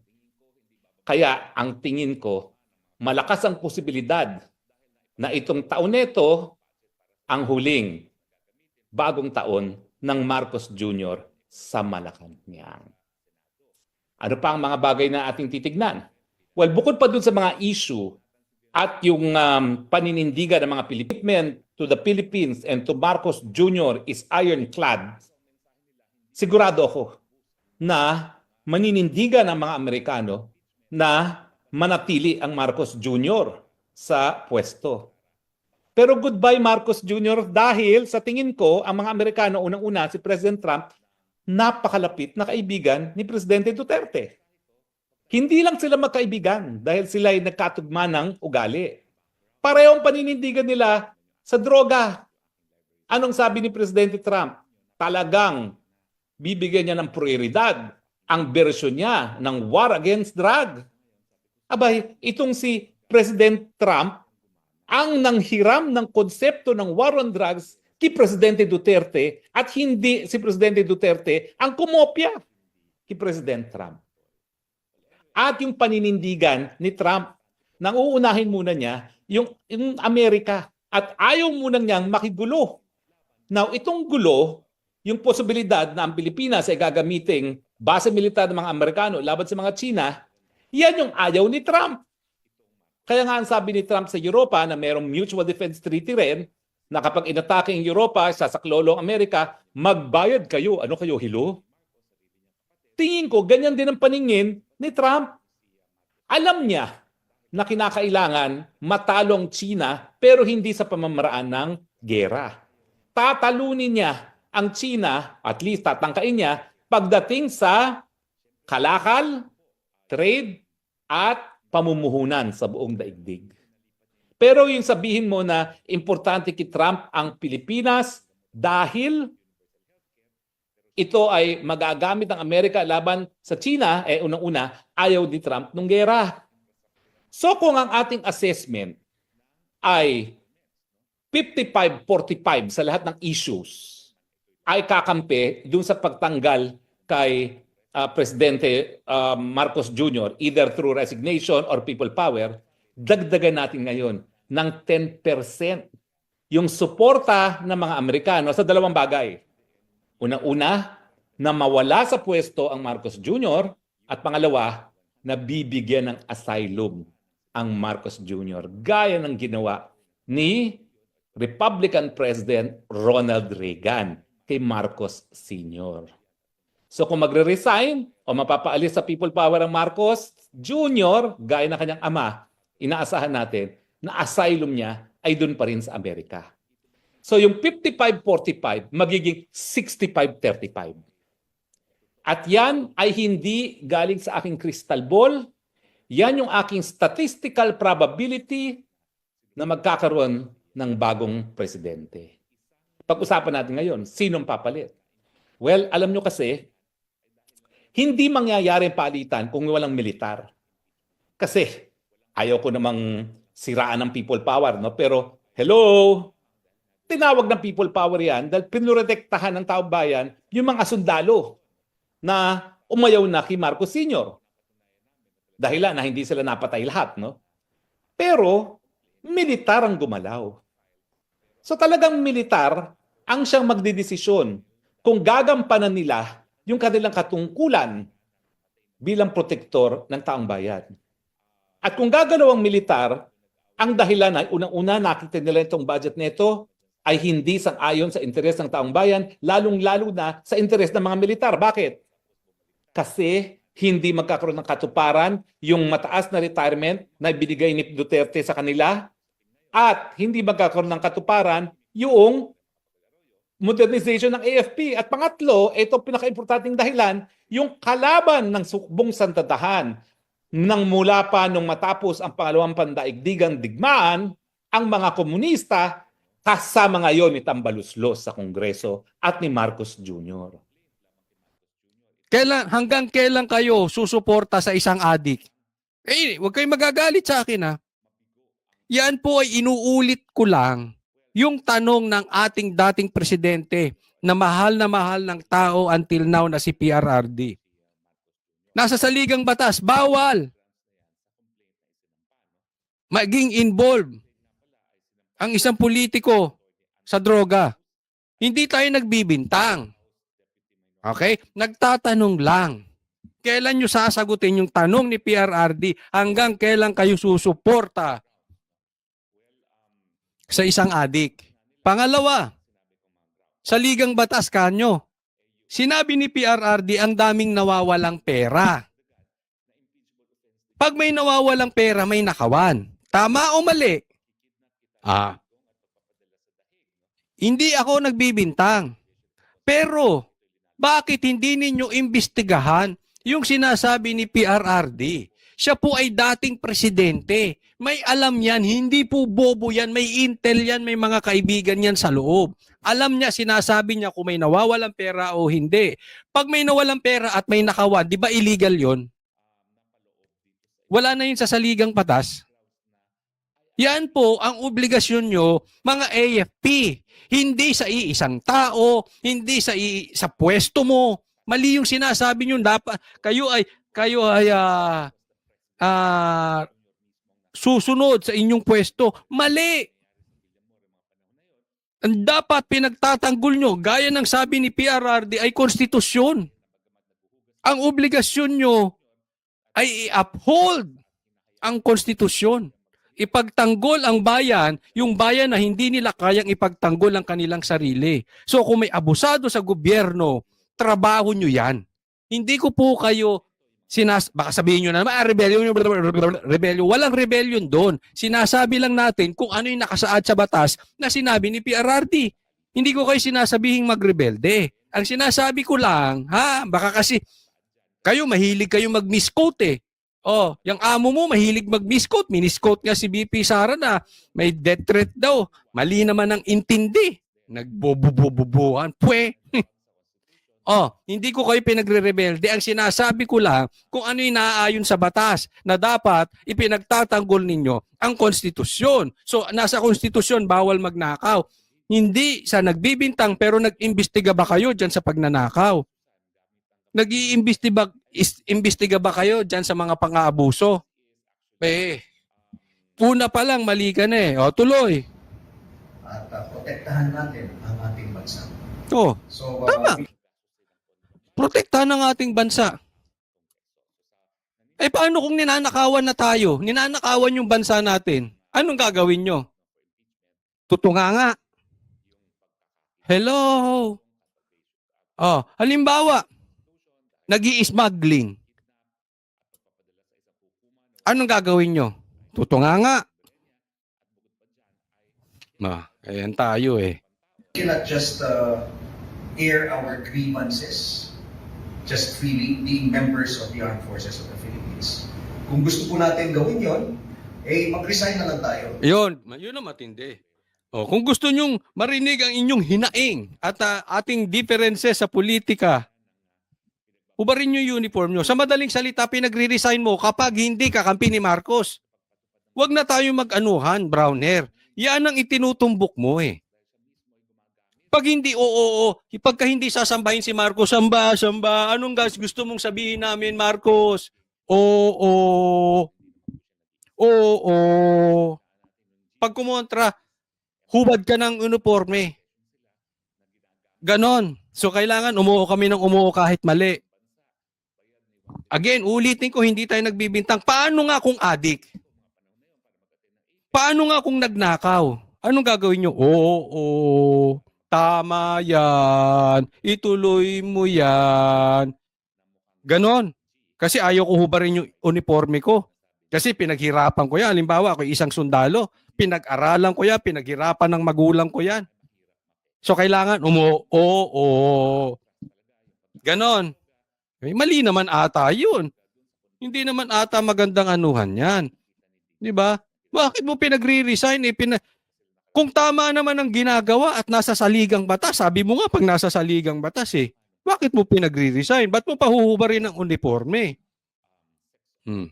Pero ito, tingnan nyo itong mabuti. The fact na nagsasalita na to si Browner ng ganyan, ito ay nakakabalita na siya na sa loob meron ng ayaw sa gobyernong ito. At marami nang ang generals, retired generals, at marami pang nagpapahayag ng kanilang galit sa gobyernong ito. Kaya ito, we can take this as a sign na meron na talagang problema sa loob. Na this is just like loyalty check. Kausapin nyo yung tao. Tingnan natin sino pa yung atin at hindi. So tinitingnan nila. Pero tingnan nyong mabuti ha. Dahil sa naging problemang ganyan, nilift yung contempt ni Acosta. Yung impeachment, hindi na pinatutuloy. Di ba? Naramdaman nila naramdaman nila ang puwersa ng Duterte. Kaya uulitin ko, ituloy po ninyo ang pagsigaw. Hindi lang po sa kalsada. Ituloy nyo ang pagsigaw. Sabi nga ni BP Sara, freedom of speech. Yung peaceful assembly kasama na rin dyan. Ibig sabihin, hindi lang sa EDSA. Kung kayo nasa malayong lugar, isigaw ninyo yung karapatan ninyo. Yung ine-expect nyo sa gobyerno nang maramdaman nila nang hindi sila mang-api ng todo kasi this is very crucial. Tatandaan nyo po naglo-loyalty check na tong mga ito. Ito, sinimulan na niya. Tapos, titingnan nila, ano bang pulso ng bayan? Magsalita kayo na magsalita. Kahit saan. Kung saan ka malakas, kung may Facebook ka, doon ka sa Facebook, kung sa YouTube. Kung pupunta ka sa rally, punta ka sa rally. Bahala kayo. Kung makakapunta ka, may message